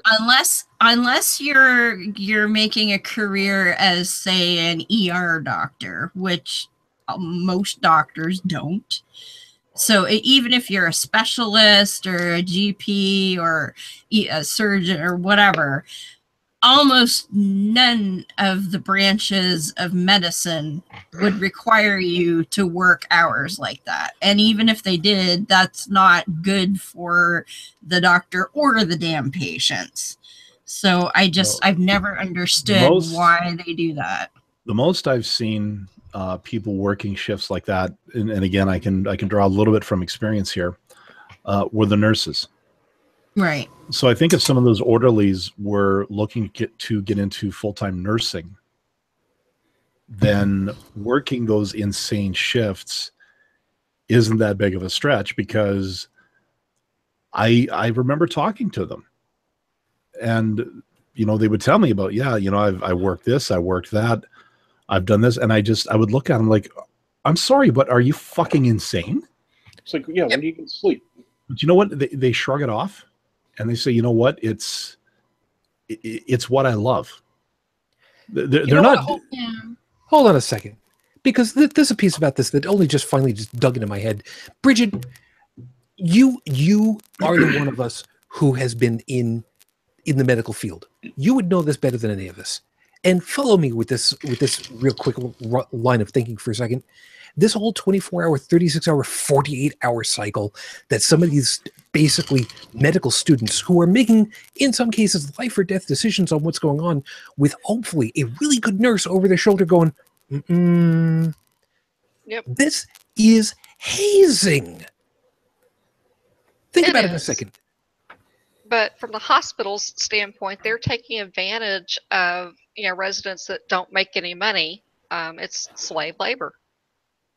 But it's hazing. I mean, if you consider it as, you're here to learn, we're here to teach you, you're paying us to teach you. Oh, and look at this. We're also going to participate in what would otherwise be a hazing thing that, Sigma Pi might actually do to you instead. But we're going to do it to you because we can, because we're legally required to put you through the ringer to find out if you come through the other end. Yeah, Joe. A little bit more information on what I had been mentioning earlier about military sleep regulations. Do it. FM 21-51 Appendix A-9. Wait a minute. Do you have an appendix anymore? Actually, I believe I still have mine. Holy shit. There's a piece you just All right, going on. Provide soldiers with a minimum of 4 hours of uninterrupted sleep in a 24-hour period. Now, this is the guideline. However, this has been twisted in many ways. And it's also stated in FM 6-22.5, Chapter 4. Require careful planning and resource allocation to give everyone a minimum of 4 hours of sleep in 24. Now, here's the thing that gets twisted around with this. At no time does it state that it has to be 4 hours of continuous sleep. That's what I was kind of wondering. Has to be uninterrupted, but I've had it twisted around on me where, okay, go ahead and take a half-hour nap. Not sure how much effect you're expecting from that, but yeah. Yeah, you see, this is what happens when guidelines like that, in terms of how employers treat employees. And this is what it comes down to, really, is the person who's in charge of administering those rules, i.e. a commanding officer, a manager, or something. It's really up to their mindset and their bias, really, as to how their employees get treated. And you know, every horror story I've heard south of the border from people. I mean, Steak and Shake, and I'm going to call them out because fuck you. You want to work as a server there, i.e. a waitress or a waiter? Your wage? $2 and change an hour. Because the expectation is that you will make the rest of, you know, your 15 an hour, whatever you want to say, in tips. So if you had a bad night and, you know, you came away with maybe, you know, $10 in tips that night because you had a bad night, or you were dealing with a bunch of self-entitled assholes for customers, well, that's just your own damn fault, and you made $16 for your 8-hour shift. Okay, to be fair, Steak and Shake, I'll go ahead and I will say, I know it's not just you. And I'm not saying that because I'm going to name and shame anybody else. You know, it's most restaurants here in the States. But it's the food. It's industry. It's the what the hell is it actually called? The service Food service, industry. yes. The food service industry as a whole is who has got it set up that way. And it's a shit example of how to run a business. Now, I'm sorry, I just wanted to make sure that we understood. Yes, Steak and Shake does it because it's part of that industry, but every other goddamn group does exactly the same damn thing because they're allowed to. And you see, there's actually provisions in the labor laws and codes and it's that if you're a server and you're being paid, you can be paid less than minimum wage if you're working a position that can be tipped. However, companies like Burger King and McDonald's, for example, doesn't allow tipping, so they're actually forced to pay minimum wages. Yeah, and now McDonald's is coming up with those terminal screens, which, okay, I ran into those in Georgia last year. There was a McDonald's close to the transit agency we were working at. The guy I was working with, he loved his McDonald's. Me, I'm like, okay, you know what? I don't have time to argue. You know, Yelp is showing me all these beautiful places, but I'm not going to argue with you. So we go to McDonald's and we see the wonderful terminals on day one. And I think I ordered off one of them. Okay, you know, fine. You know, I'm used to website ordering for pizza and shit like that. No problem. Day 2 through day 5. All 5 of the terminals that they had at that McDonald's restaurant were blue screened. Not service unavailable, please try again later. No, I am talking Microsoft Windows, that distinct shade of blue and that distinct system font that has all the hex code saying Windows has encountered a middle finger error. Fuck you, have a nice day. It's called a point of sale terminal for a reason. Yes, it is. Yeah, there's a POS, exactly what it sounds like and exactly what it sounds like. You know, so the irony was not lost on me. Like, after we got out of there, I mean, I was laughing my ass off at this whole thing because, you know, there was this big controversy about, you know, oh, now the computer's going to be taking away our gerbs and all this stuff. You know, and again, it circles back to something we talked about a couple weeks ago about what I said about, you know, the power of the cell phone. Well, here's all I can say on that subject is not even our computers, the things that we built to service us, want to work food service jobs. Exactly. So, hell, people don't want to work food service jobs. They go out and become prostitutes. I'm just kidding. Yeah. Well, all right. That's actually going to be a subject that I want to get to another day. Seriously. Me too, but I don't have the money for it. You do it for free. Shut up. Anyway, there is one thing I do want to point out. We've kind of really been dissing on management, but I do want to point out that there was many years ago there was actually a class action lawsuit against Staples because what they were doing is they kept cutting down on their the labor time for their regular employees. They started cutting out how many full-time positions that they could have and started making lots of part-time positions.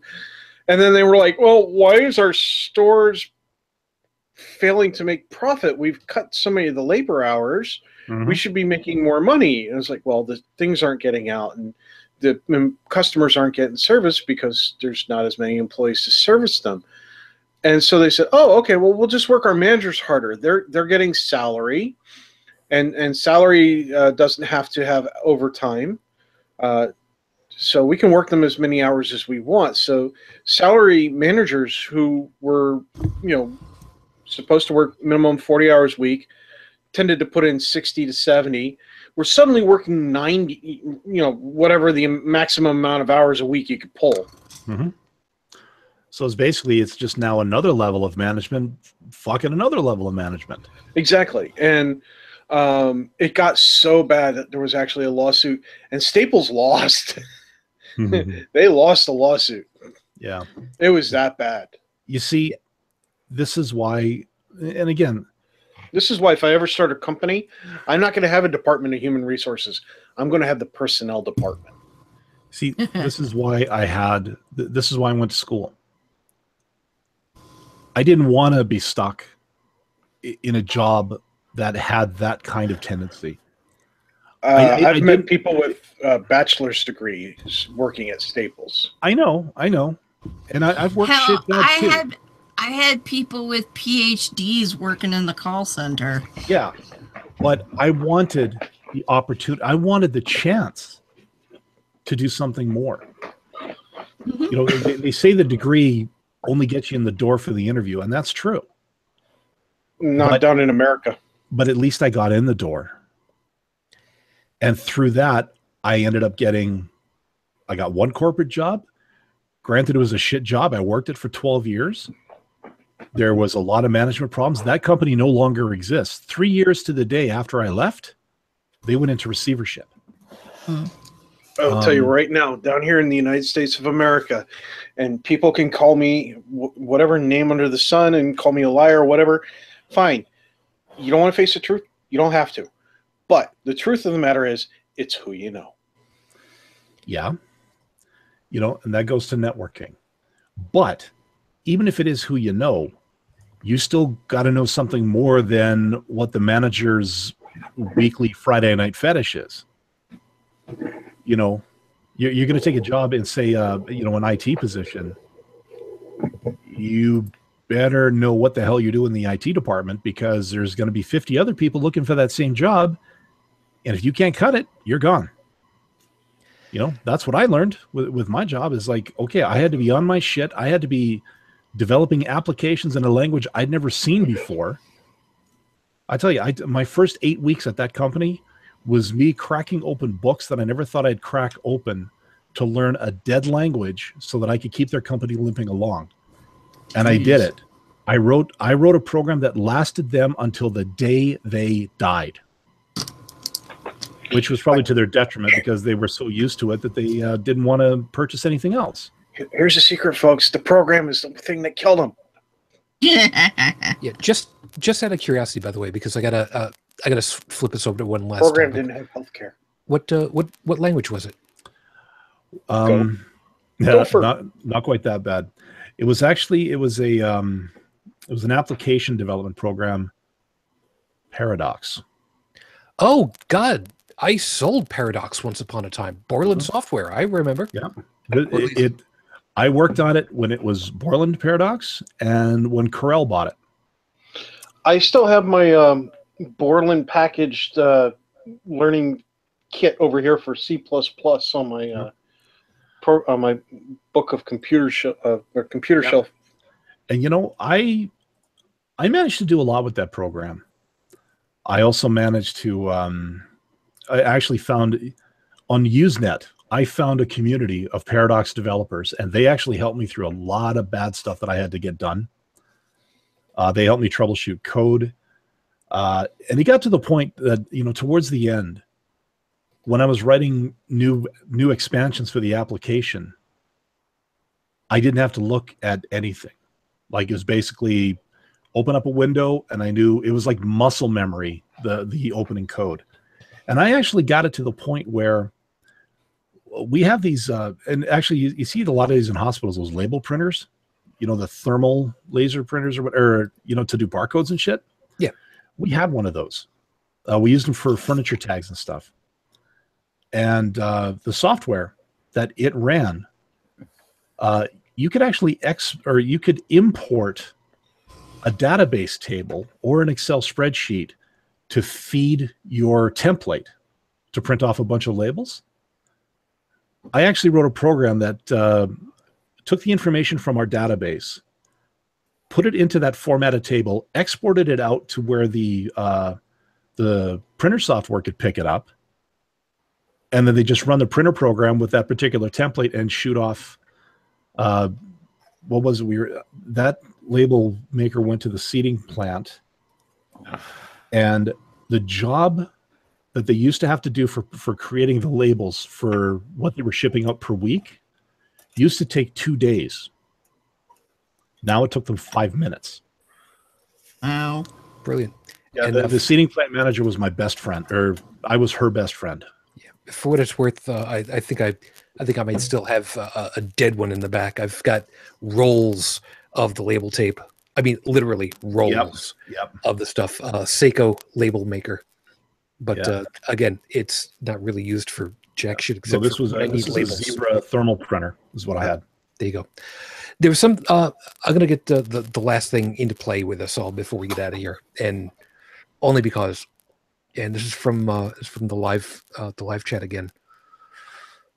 Kind of backtracking a little bit when we were talking about the electricians who were going down to help out with all the storm damage and everything. From Trippin Lineman, where were and yeah, sorry, probably were and probably still are sleeping in their trucks. Doesn't surprise me in the least. Would not in the least surprise me. But these guys are fucking animals. What they're able to do. Yeah, I was going to say those are what you call heroes. Yeah, but going on from that, continuing from Trippin. Okay, when we were talking about the hospital staffing and whatnot for these insane lengths of hours for residents and whatnot, Trippin had said, "Greed. Look at the Cali." I'm assuming California, because if it's, Cali, right? Oh, we're going to have words. The Cali Medical School that is allowing homeopathy to be taught. Aubrey had gone ahead and said, homeopathy, as in like cures like, and the more diluted something is, the stronger it is. Madness. Yep. Now, we need to hit this really, we don't have a lot of time to really do a deep dive into this. So I'm pretty sure that we are all of the opinion that homeopathy is, what's the kind word for it? Fucking moronic. Sorry. Can I say it? Can I say it? Sure. Can I say what I said last night? Sure. Yeah, you see, reposition the mic tonight, hoping to get a better sound quality, and plus I can get this a lot easier. Fuck me.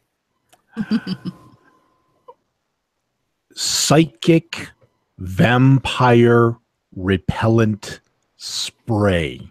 Yeah. Yes, I've got a bottle of that on my shelf over here. No, Ted, this is new from Gwyneth Paltrow's Goop. Yeah. Psychic Goop. Vampire repellent spray. Gwyneth Paltrow's Goop. That's the stuff that's that green liquidy stuff that drips out of her pussy, right? Well, after you shove that egg thing. Yeah. No. I mean, she just naturally excretes it, bottles it up, and sells it as a remedy, right? Nick Morganmore, I hope to God you're listening. Yeah, and for anybody that's over there from Gwyneth Paltrow's accounts and lawyers, he's asking if that's what it is. He's not saying that's what it is. He's asking because he does not know. That's right, Tech, right? You are only asking, right? Inquiring minds wish to know. I'm only curious. Not really. I mean, if it's green stuff that's dripping out of there, she might want to see a real doctor. Yeah. So I'm just saying, because what she does with an octopus in her own time is, completely up there. I just had the most terrible thought. Because if it was gray stuff. See, the thing is, if the stuff dripping out was gray, I would say she got intimate with No. It's green because she's been fucking Avocado Wolf. What? Wait. Heretic Woman? Yes. Probably. Please add the word probably in there. Otherwise, we're going to have a lawyer on our show, and not in the good way. Yeah. They're not going to care. We're too small potatoes. Yeah, Andrew Torres is not exactly in our back pocket. No, he's now, not. Bluesy Badger, we might be able to get at some point, but that's another story entirely. Look, if she's sticking a jade egg up her vagina, okay. I'm just moving on. I'm just saying that there's a possibility, a speculation here, that maybe she was shoving other things up there that don't belong there. You know, like Jell-O. Yeah, avocados. Avocados. Moving on. Avocado flavored Jell-O. Moving on. Yes. So here's the point. We can pretty well agree, and I'm pretty sure that we all agree. Although normally I wouldn't speak for all of us. Every once in a while I do. I'm pretty sure we all agree that homeopathy is bunk.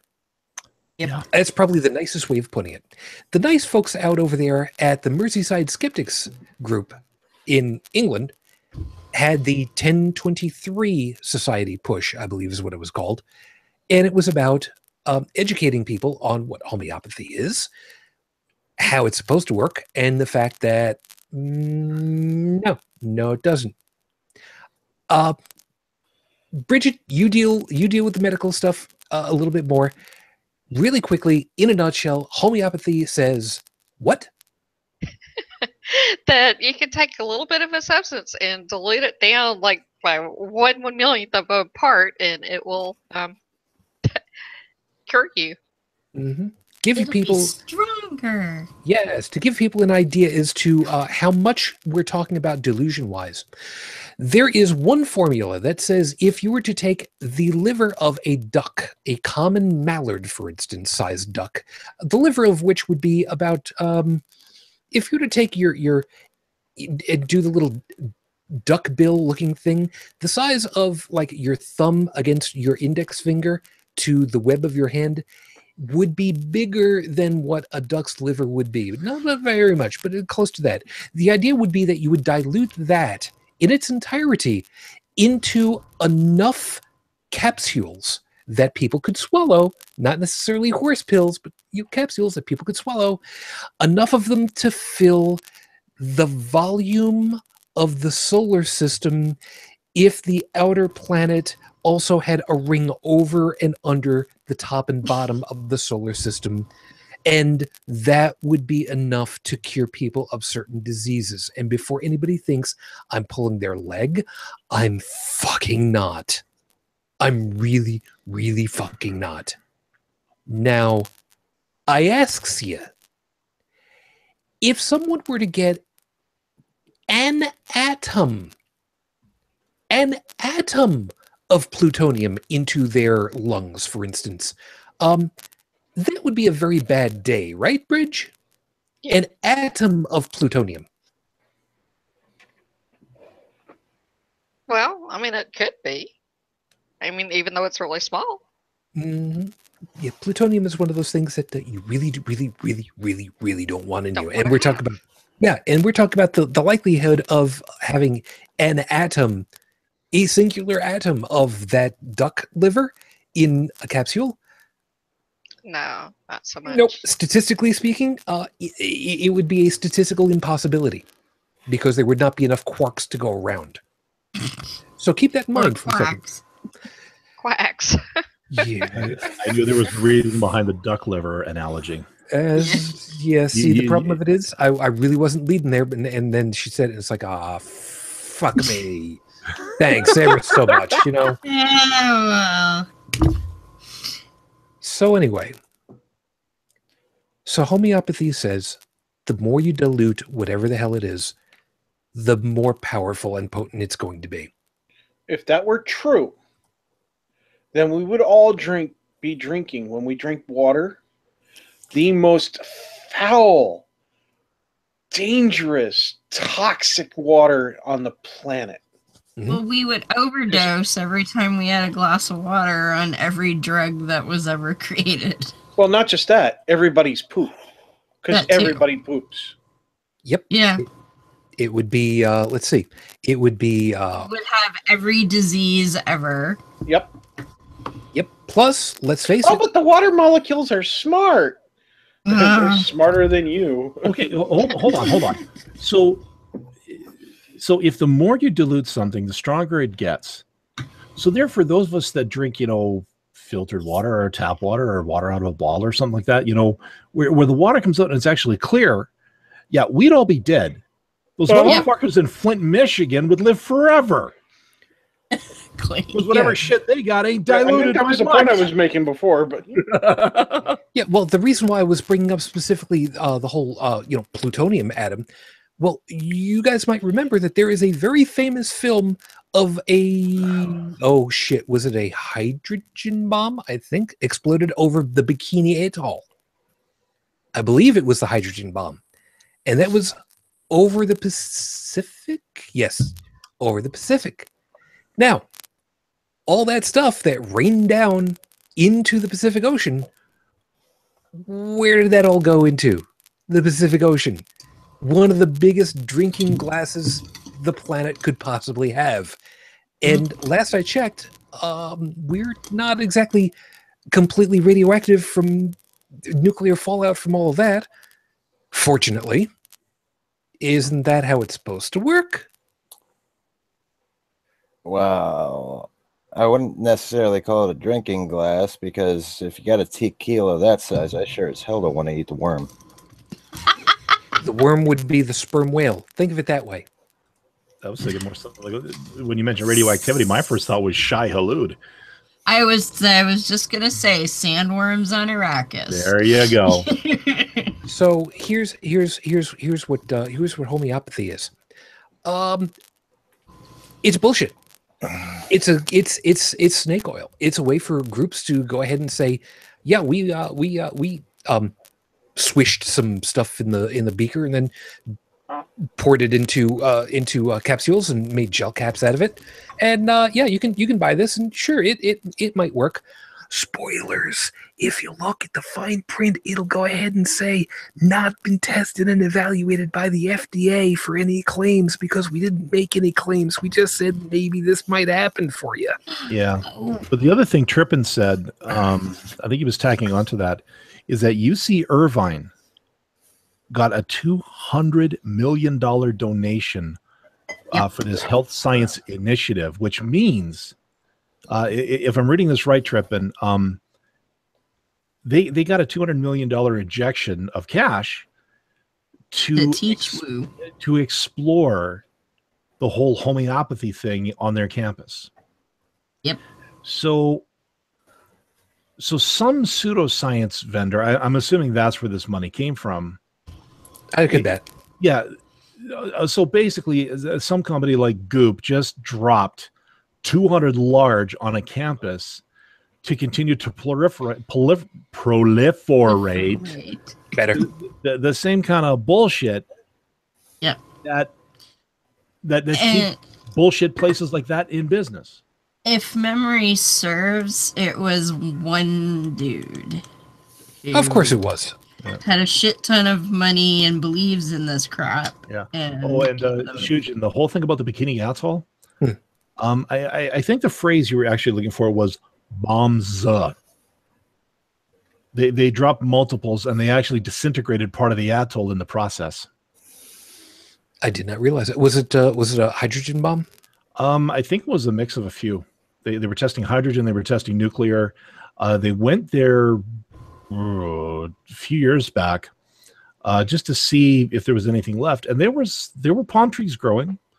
There were fruits and there were coconuts in the trees. And then they cracked the coconuts open. And then they ran the Geiger count. And that's when the spiders came out.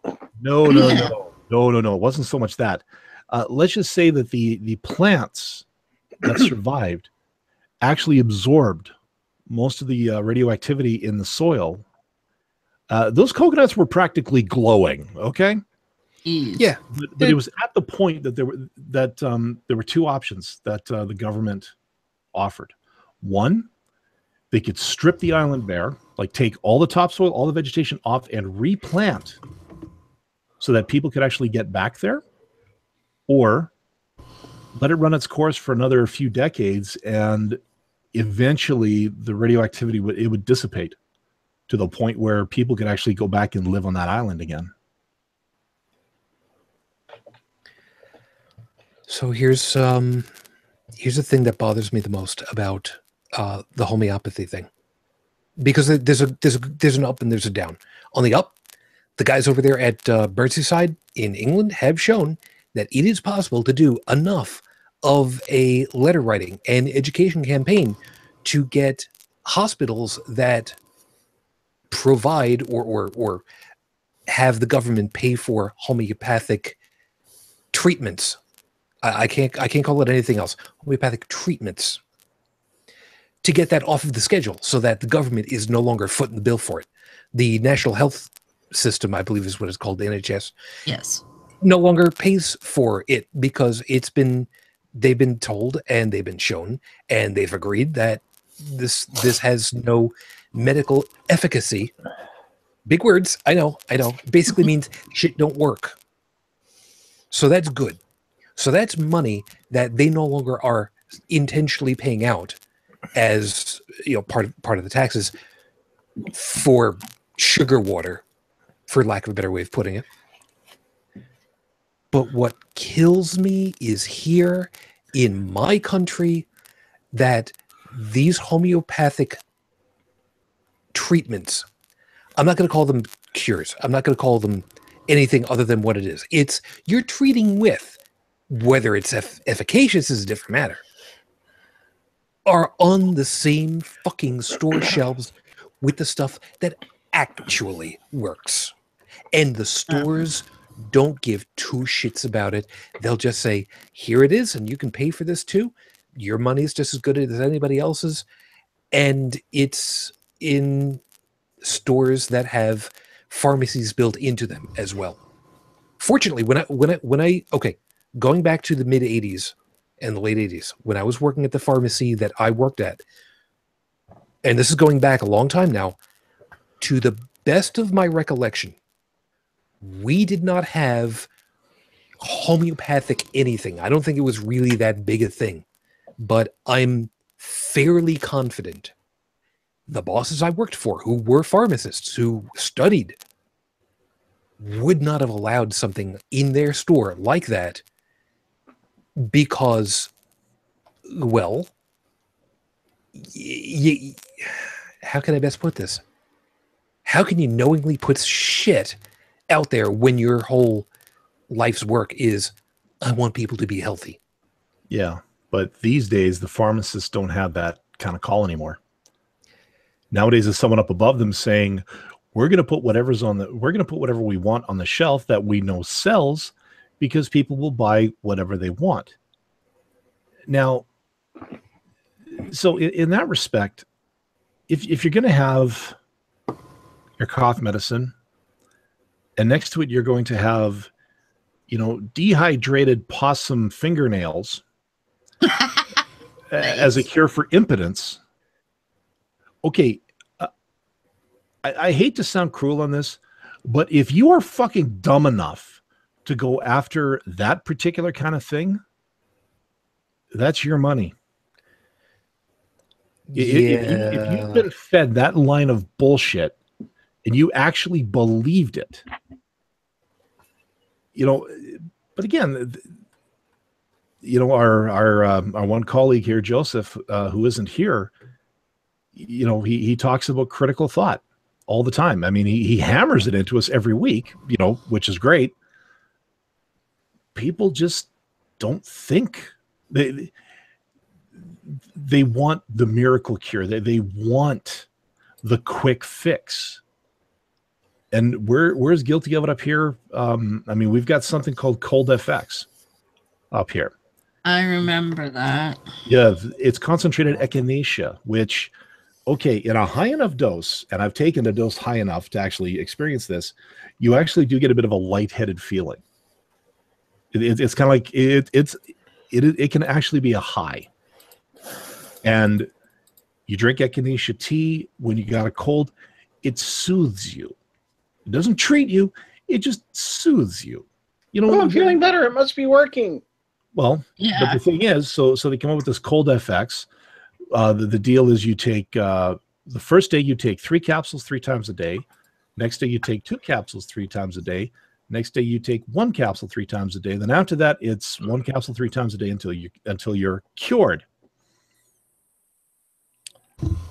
I've taken it. Didn't do shit for me. I went out the next day, bought the NyQuil DayQuil mix pack. And within 3 days, that cold was gone. Or at the very least, during the time of my cold cycle, I actually felt good.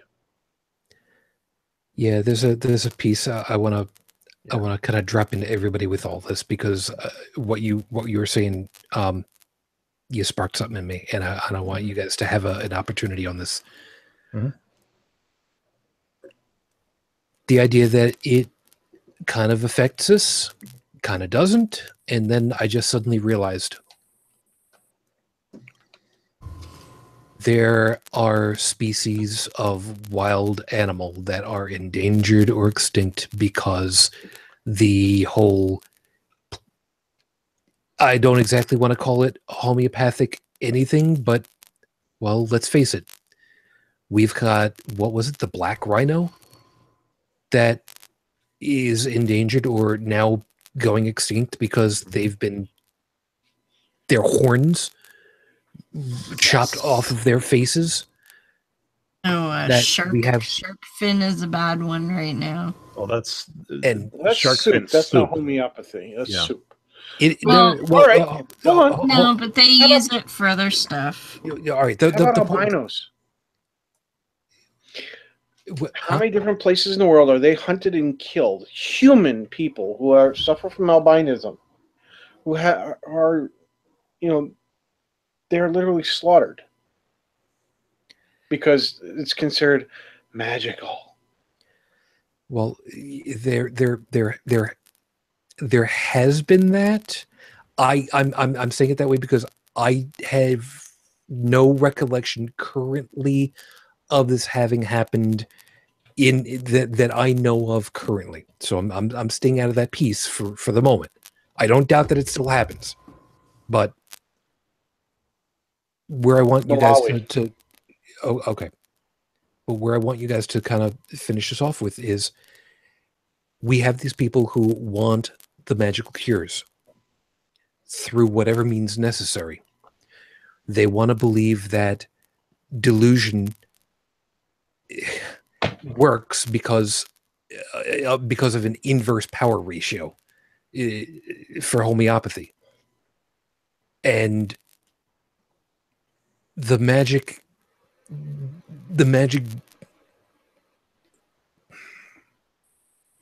goes as far down as to destroying species that are otherwise completely innocent of any and all wrongdoing. I think that's the piece where I want to finish this, because as people who we have, I'm sorry, I'm trying to keep it together because I remember some of these news articles where I think it was like the last black rhino, I think is what it was, literally had armed militia around him because he was literally the last one and they didn't want him poached. And he had an existence that was the last one. Mm-hmm. And I'm sorry. I don't usually get myself into a tizzy like this. This is not my usual. We've done terrible, terrible, terrible things as a species to other species for magic. And that's what it comes down to. I think that's the thing that has truly pissed me off more than a lot of things recently. Because, I mean, look at me. I'm barely holding myself together right now because of that. And I think you guys can well appreciate it. And I'm going to turn off the microphone at this point and just let the camera go where it goes, because I need a couple of seconds to put myself back together again.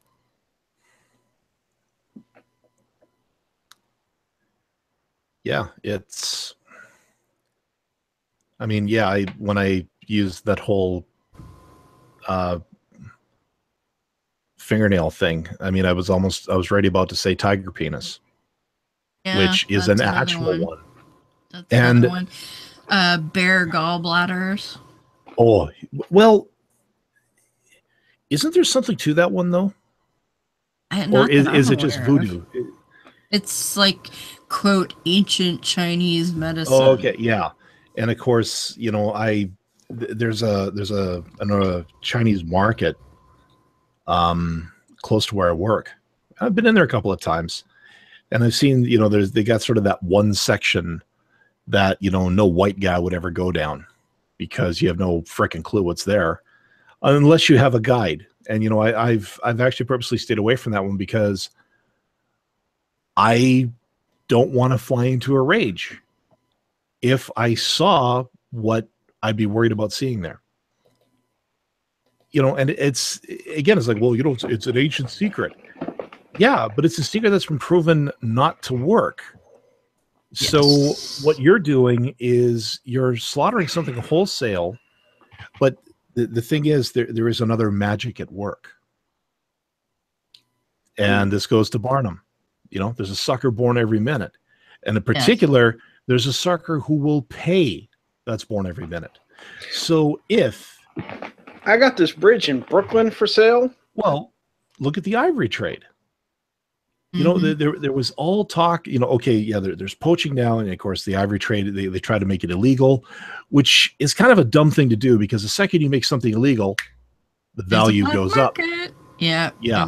Mind you, it was mostly black market anyway. But the thing is, it comes back down to the culture. If you want to starve the beast of poaching for magic or for something that is, you know, okay, we've taken the rhino's horn. What you've taken is the equivalent of a fucking thumbnail, you stupid, culturally ignorant fuck. Because I believe the horns are keratin, which is thumbnails. Well, nails in general. Same thing. Yeah. Yeah.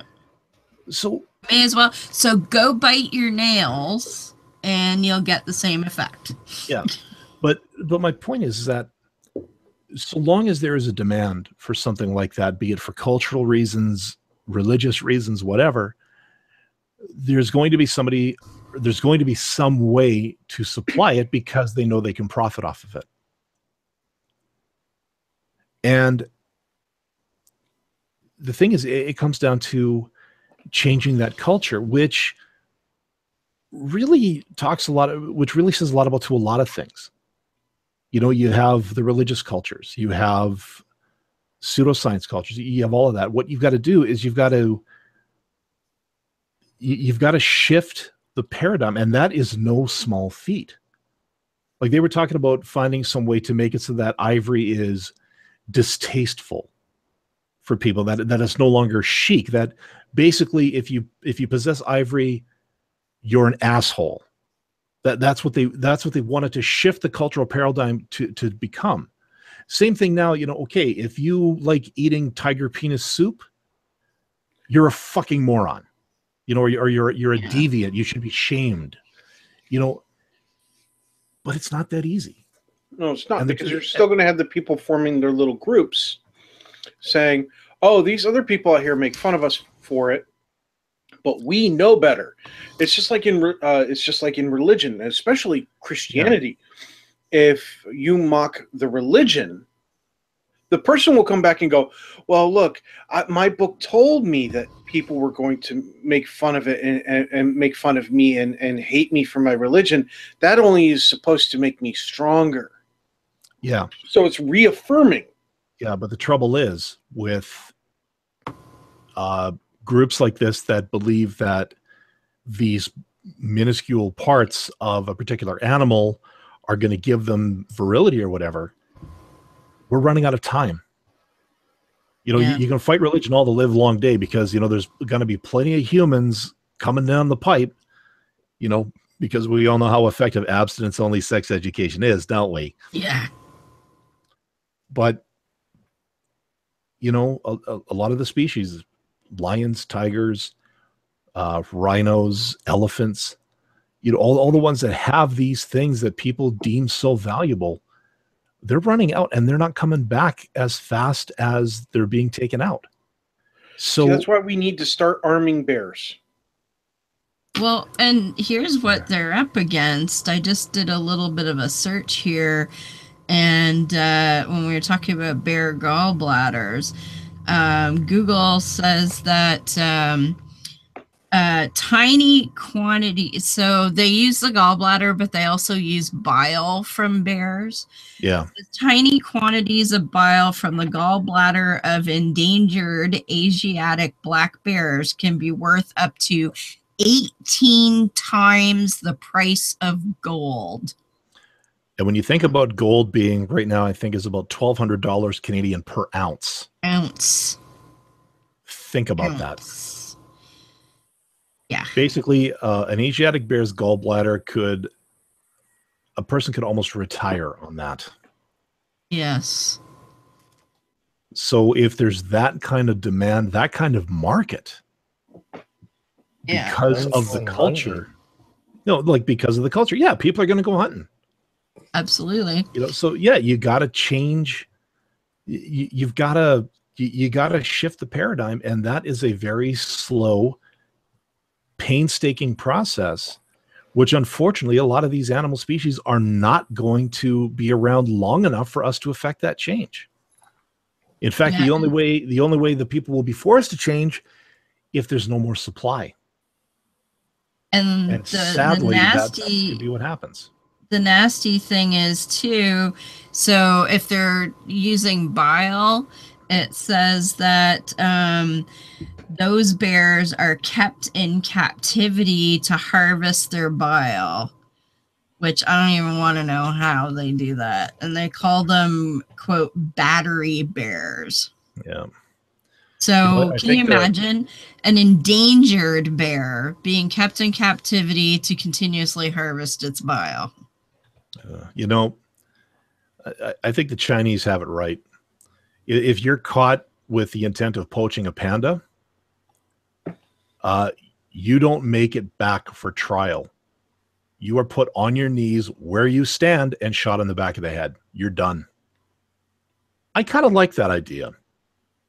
If you're a would-be poacher of anything, fuck the trial. If the ranger catches you, they have the full right to put a bullet in the back of your head, as far as I'm concerned. Just saying. I mean, what was it? Just a couple of days ago, a guy killed a grizzly up here. Turns out the grizzly was collared. Yes, it was being tracked for research. Yep. The guy. I was about to say, shouldn't the hunter have been collared instead? Well, he got slapped with $13,000 in fines. The prosecutor said that wasn't enough. The maximum penalty for something like that can run up to $100,000, which, I mean, every prosecutor will say that's what they should have gotten. I'm not sure why he got such a low sentence, but the fact is he did get nailed for it. Yeah. Probably because he pled guilty. Yeah. Yeah. Yeah. It's like, okay, you know what? You saved us a whole bunch of time. Here, we'll save you some cash. See, getting the thinking to change is going to be hard. You're going to have people who are so comfortable in their thought processes, they're not going to change. They will go down kicking, screaming to the, even if it costs them body parts or their life. But it's the generations after that we have to work on. Religion, they always say, get them while they're young. Mm-hmm. For things like this, we got to do the same thing. The atheist movement has to go after the young. Because then the kids look and go, oh, look, they had this belief and they felt it was right and they got, slaughtered for it. And that's a good way to make basically what we would like to call mini terrorists, I'm just saying. I'm not saying that it's actually going to make somebody into a terrorist, but it's a good way to get somebody to commit to one path and stay there, no matter what the cost. Yeah. Human stupidity knows no limits, and hence, like my signature on my line today. Apart from hydrogen, the most common thing in the universe is stupidity. Harlan Ellison. But people are like that often because they don't have to be any other way. Exactly. I mean, it's not Dunning-Kruger or whatever. It's often their upbringing, and their upbringing has given them just enough education to get by. Yeah. Usually by imitation and whatever, in this world, and they don't need to change. They don't need to learn anything more. Why do I have to learn that? Yeah. Or, my grandfather drank or ate tiger penis soup, and look how long he lived. So maybe I can do the same thing. It's not just in other countries; it's here too in the States. Why should I have to learn this? Siri tells me everything I need to know. Why should I go to college when I'm going to get raptured soon? Yeah, I'm telling you, you people out there that think you're going to get raptured soon, please let me know. I'll give you a bank account number. You just forward all your money to me since you're not going to need it anymore, and I'll take care of it. And by take care of it, I mean I'll use it to pay some of my bills, maybe get a nice trip for a vacation for my son and I. It'll be okay. So you're gonna become a pastor then. No. I won't pray. He doesn't have the dental work for it because they're going to get raptured. But you see, a heathen like me is not. So by giving the money to me, they're actually doing a really even better deed that even more guarantees their rapturedness, because they're helping out a heathen. Out of the kindness of their heart. Yeah, but the sad thing is you're not being brought to God, which is, I think that has to be I think they actually have to keep score. For what it's worth, Tech, there is actually a business model that kind of works for that. For the people that do believe in these apocalypse things or rapture things, folks who say, pay us a certain amount of money and we'll take care of your pets after the rapture for you, and I saw that insurance, and it's a legit business model. Joey, you could insure people for a rock. I'm more scared of raptors. Yeah, because being attacked by raptors is more plausible. Yeah. Oh gosh. Well, no, hold on. Now, Joseph, certain birds of prey are still called raptors. So is that what you're referring to, or velociraptors? Because even that's more probable, but still. The bats. There we go.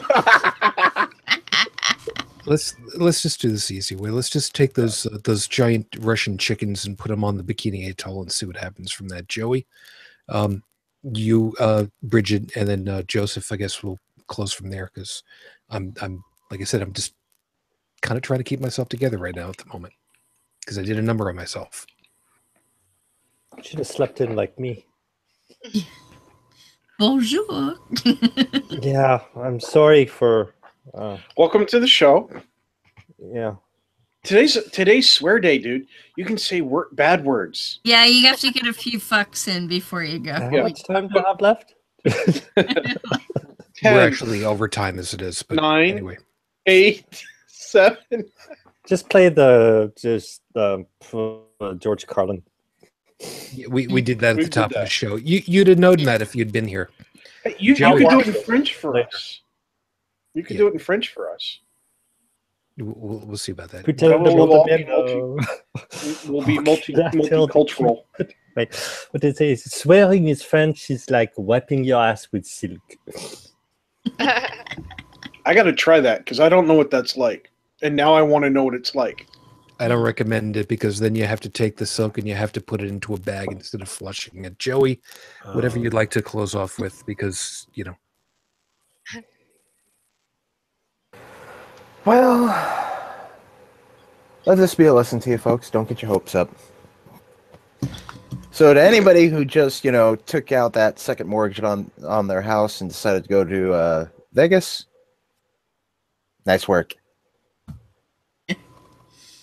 Wait, did I miss another rapture? Yep. Yep. Oh, Oh, that was the whole equinox thing, right? It was the Nibiru thing. Yeah, Yeah. we were We were supposed to get supposed to be creamed. smoted today. Yep, smooted, creamed by Nibiru. Didn't happen. I think I felt a little indigestion today. That might have been it. Well, when the options are listen to NASA or listen to one guy's interpretation of the Bible, probably going to take NASA. Usually the better choice. See, at that point, I just listen to porn.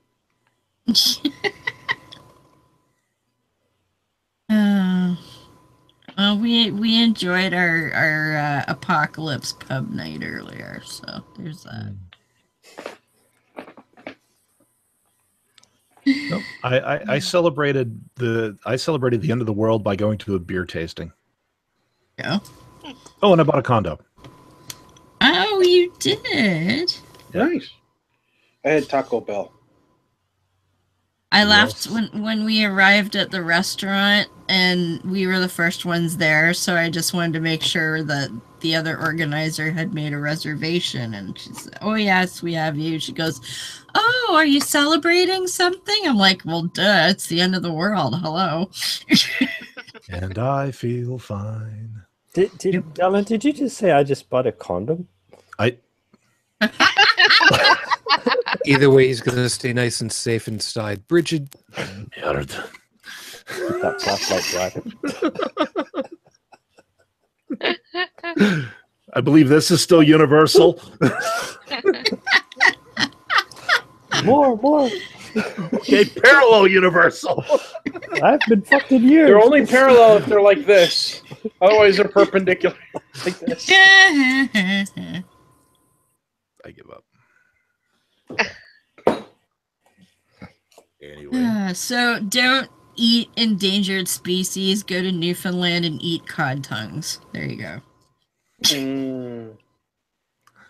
Just as exotic and a lot more common. And the Newfies have an equally bizarre accent, so So I get that. Like I said, Brigid, was there anything you wanted to close out with? No, I'm good. Okay. By the way, for those of you that were kind of wondering, yes, that is our final usual host, occasionally awake at times, Joseph from Paris. Glad you could make it even for the very end. Even though you kind of missed out on all of the stuff, we kind of went through a lot of different pieces, and we kind of ended up with railing against the culture of homeopathy and magical cures.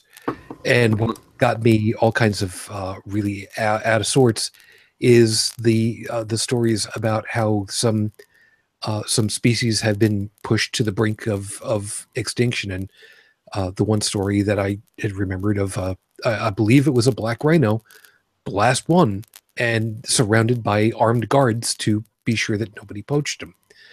I don't know if you want to close us out with anything, because you've got the cleanup spot right now. I'm not gonna say anything past it. So anything that you'd like for yourself that's been welling up for your big opportunity to just let loose on. Thinking humans seem to be going the same way, so, but I don't think anybody's going to be protecting them.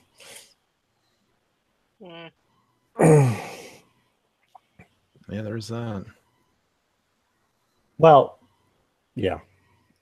Those who are thinking are already well protected behind their walls. I don't know if that sounds like a good thing or a bad thing now, the way that you're saying it. Sorry? I'm sorry. I was just saying, I don't know if that's a good thing or a bad thing, the way that you're saying it. I mean, good that people are protected because they've got smarts on their side, but bad because the possibility of just being in their own echo chambers is all. Thinking does not also it doesn't mean somebody's good.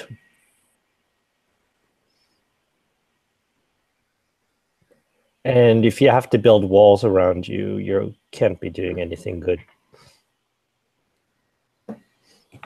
Yeah, that's all I have to say. Sorry for my lateness. It's okay. I wanted to make it for this. You did, and for what it's worth, we did invoke you a couple of times because Dalan even specifically had said, you've railed on it several times before. People need to think and be critical, and I didn't magically appear. Wow. Yes, you did. Just a little late. Yeah. Apparently, I didn't put enough emphasis on critical thought while at the same time talking about armadillo toenails. So I'll have to accent that. Yeah. I'll have to accent that a little bit more next time. I thought it was possum toenails. Oh, yeah. It was one of them. We got into talking about homeopathy, and just the shit started happening. Look at the bright side. If it's possum toenails, we could ask Bobby C if he runs over anything and get him to get something. An armossum or a parmadillo. Welcome to the island of Dr. Moreau. No, then it'd be anthropomorphic and ready to rebel. Okay, sign me up. Sign me up. I want to go. Spaghetti. Island of Dr. Morose. Considering how he looked, but there was a fun meme I just saw, and we didn't talk about the whole Copernic and NFL kneeling thing, but the meme I saw that made me laugh was the only person whose career should remain destroyed by falling on a knee is Tanya Harding. Oh, Monica Lewinsky. Ooh, well, okay, but she didn't really have a career. That's devil with a blue dress on. Yeah. So I think that's now is about as good as time as any to go ahead and wrap us up, and just for the hell of it. Because I think I could use I think I could use a smile. Just a little bit before we went to air, Heretic Woman and I were talking about the time that she got the opportunity of being out with some folks earlier tonight, and they played a little bit of Cards Against Humanity. Yes. And I'm not going to give it out because it's not my place. But since I think everybody could use a good hit, because next week, for those that don't know about it, is Blasphemy Day. Yes. What was every day Blasphemy Day? Well, yes. Only when you're a heretic. Extra Blasphemy Day next week. But the my best play of the game, and I'm rather proud of it, was the Oscar for crucifixion goes to my worthless son. Is that why you had to die twice? Yes. I just had a kind of a closing note. I was in kind of a discussion, and somebody was talking about Jesus' ability to heal himself by touching them. And I was going, yeah, well, maybe that's why they crucified him like that, to keep his hands apart, just to keep him from touching himself. And when he came back and he found the holes in his hand, he's like, hey, efficiency. Yeah. Actually, somebody made a cartoon of that. Actually, I have. When they say he has risen, they weren't talking about him from the grave. Jesus rises back up. This has now gone completely wrong for me, because now I'm seeing Jesus. And if your savior has risen for more than 4 hours, definitely send him to the doctor. And not a homeopathic one. Yes. Or dry your clothes on him. Actually, I was just suddenly imagining, wow, that could explain a lot of things. Foreskin ring toss. Well, you know, try to imagine Jesus is nailed to a cross, a couple of big hunks of wood, and it eventually whispers in his ear, "We are Groot." Just suddenly, I should have really put the echo on that, shouldn't I have? Yep. I've got wood too. We are Groot. We are Groot. We are Groot. We are Groot. We are done. We are Groot. We are Groot. We are Groot. No! You don't press that button. As a matter of fact, I've got a button to press in just a couple of moments. Thank you all for being with us tonight. It's about that time to wrap up. Thank you for being with us. We hope that you found something worthwhile in all of our perspectives and found something worthwhile in everything that we've had to say for tonight. And again, I don't normally end up screwing myself over emotionally like this. This is weird. I did not foresee this happening. So I missed something. Yeah, I'll explain once we get off the air. Let me go ahead and say goodnight for everybody, and thank you guys for being with us. Tech, thank you very much for your time. You have yourself a good morning. Sleep well. Oh, I'm going to sleep like a crucified Jesus. So there's a big difference. You're actually existent.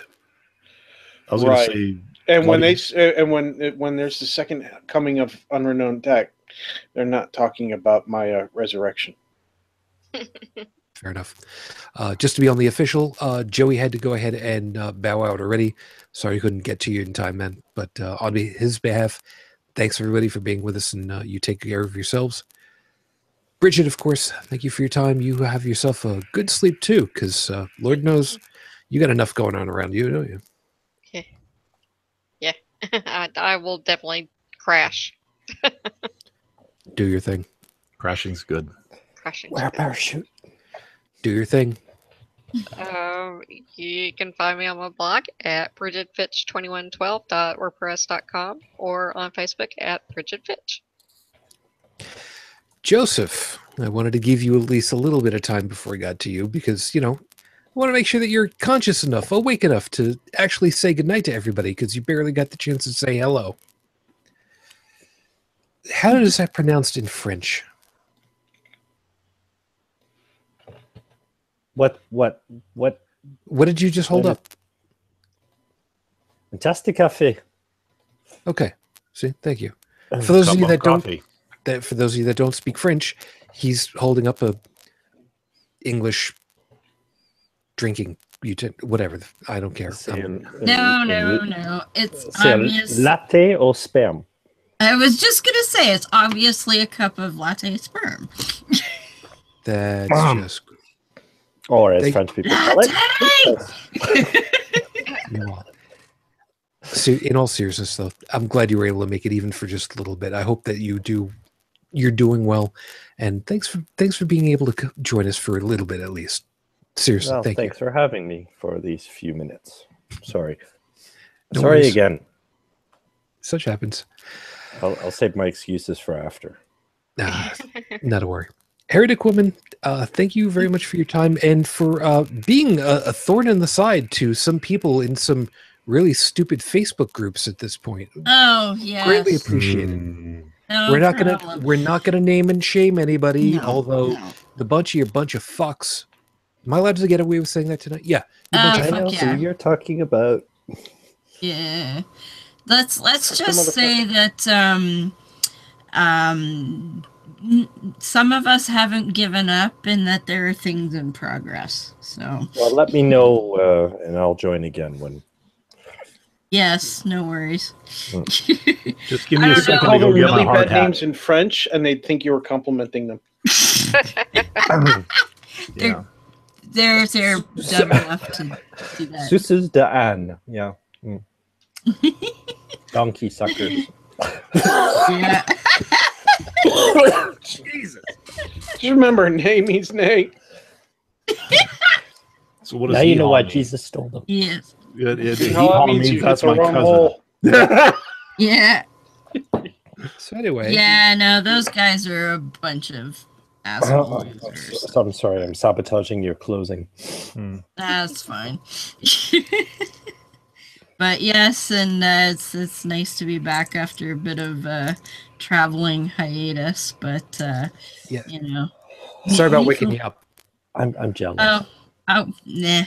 Newfoundland was pretty awesome. Although we did get rained on for 3 days, which, you know, for most vacations wouldn't matter, but we're on a motorcycle, so that really kind of sucked. Hey, as long as it wasn't a golden shower, you don't have to worry about much. It's Newfoundland. What did you expect? A little bit of sunshine, you know. I got sunshine. Yeah, but we didn't see any moose, so there's that. Well, that's not true. I saw some moose in my husband's moose burger, but I did not see an actual like living moose. Moose means did it taste good? foam. I don't know. I wasn't gonna eat that stuff. Why not? As I'm the world's pickiest eater. Come on here. Come on out here. I'll take you to a place where they do bison burgers. Dude, I like bison. That's good stuff. You guys have no idea. Shu, how picky am I? I don't know, and right now I don't care. I want you to go ahead and just do all of the plugins and get your ass off the air already. We're having the after show during the show. The after show is live, folks. So, Monday night, 7:30 p.m. Eastern, Beyond the Trailer Park. We're talking to Chris Rada from, she's written a couple of books, Lying for Jesus and Lying for Jesus 2.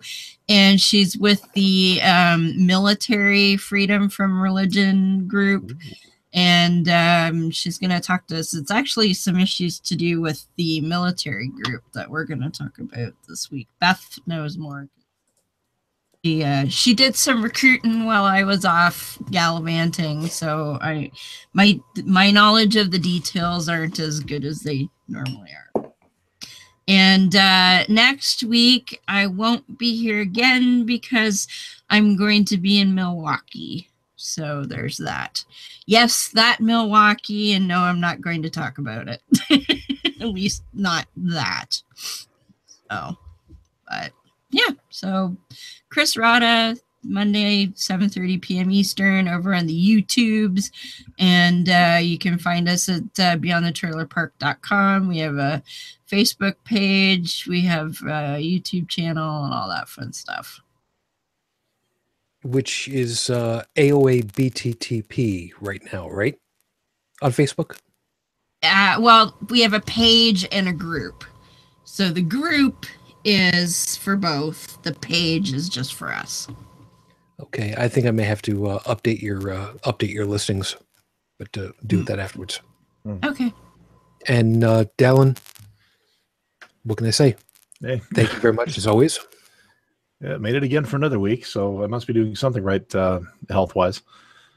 But no, again, good to be here. Good to see all you guys again. And again, you can see me. Of course, I am handling the audio over at holycrapthevlogcast.com. And then, of course, myself, my random musings out there are at inthewind.yo5.ca. As always, all of you that were able to make it with us live tonight, thank you very much. So that would include Trippin' Fool, Aubrey, and who else was? Oh, see, Dalan, you chimed in on the chat, so you kind of screwed me up over there because I was thinking, did I miss somebody? Did I miss? Yeah, I kind of did because it was you. Damn it! I'm seeing four different icons in the chat, and now I'm like, who did I miss? Who did I miss? Because I know me, I knew that one. Oh yeah, Tim, thanks. Seriously though, it's good to have somebody else chime in. I hope you were paying attention. Actually, I kind of was, and trying very hard. So those of you that, of course, have been listening, thank you very much. I know we ran a little bit long, but such happens sometimes. You know, this is the way it works. That's what you're paying us for, or not, as the case may be. Although you could. Yes, there's a Patreon. It's patreon.com/ crap. I forgot what the hell it was. I don't have it written down on my cheat sheet over here. So this is what happens, man. Every once in a while, I think that I've got everything all under control, and I don't. Where is it? I've got the thing over here. Patreon.com/HCTV. Yeah, that one I was able to get. HCTV, unfortunately, I can't do for eBay, or not eBay. What the hell was it? PayPal, because somebody else already grabbed it. Fuckers. That's fine, but that's a whole other thing. I am investigating a couple of other possibilities. So folks who want to be able to donate can. We've got that available. It's just a matter of, just go hunting us down. And I'm looking, like I said, I'm looking for a couple of alternatives for folks that don't necessarily feel comfortable with one particular grouping or other. We did have one person who's donated a flat. We were ready to thank them at the beginning of a particular show, and that's what we will do. You donate to us for whether a flat or a recurring. We will thank you at the beginning of the show, so you can get your vanity out of the way, and then just turn off the rest of the show. So long as you downloaded it, we get the number. So, whatever. It's fine that way. Get your vanity in. It's good. But if you'd like to catch up on all the stuff, of course, holycrapthevlogcast.com, as was mentioned. We've got all of our follow links, as well as the link for subscribing to the audio. If you would like to find us pretty much everywhere else, of course, it's under Holy Crap the Vlogcast or Holy Crap TV. And if you'd like to leave us a voicemail, 859-HCTV-554, 859-4288-554. We'll be looking forward to seeing you guys again next week. As I mentioned, next week is Blasphemy Day. You might want to keep that date open. And was that going to be? Oh, actually, I got to double check. I think it's Saturday. That's Blasphemy Day. I forgot if it's Saturday or Sunday. Ooh. You know what? Either way, I think I know what our topic is going to be. My penis is bigger than your god's penis. You do realize how low a bar? Yeah, actually, I think that you do realize what kind of a low. Dude, it makes me feel huge. Leave me alone. I think Joey had the right idea by ducking out early. Just being dividing by 0 still gets you 0, but that's a whole other thing for later. So until the next time we get together, everybody, thanks. Seriously, thanks. As always, on behalf of everybody else, I wish you the peace I no longer have. I wish you the strength that I've learned. I wish you well. For those of you over there at NASA, thank you for putting up with all the dumbasses and trying to educate the bunch of us, no matter what the rest of the fucking administration in the federal government wants to do to you. Fuck the motherfucking Pope. Actually, never mind the Pope. I'm much more concerned about my motherfucking orangutan in charge, but that's a whole other thing. Oompa Loompa Mussolini. That's the one. Till next time. And my lady, 12 plus years, still in love. Matane Fujin. I love you. I miss you. Dream of me. Till the next time we get together, everyone, which will be next week. Good night.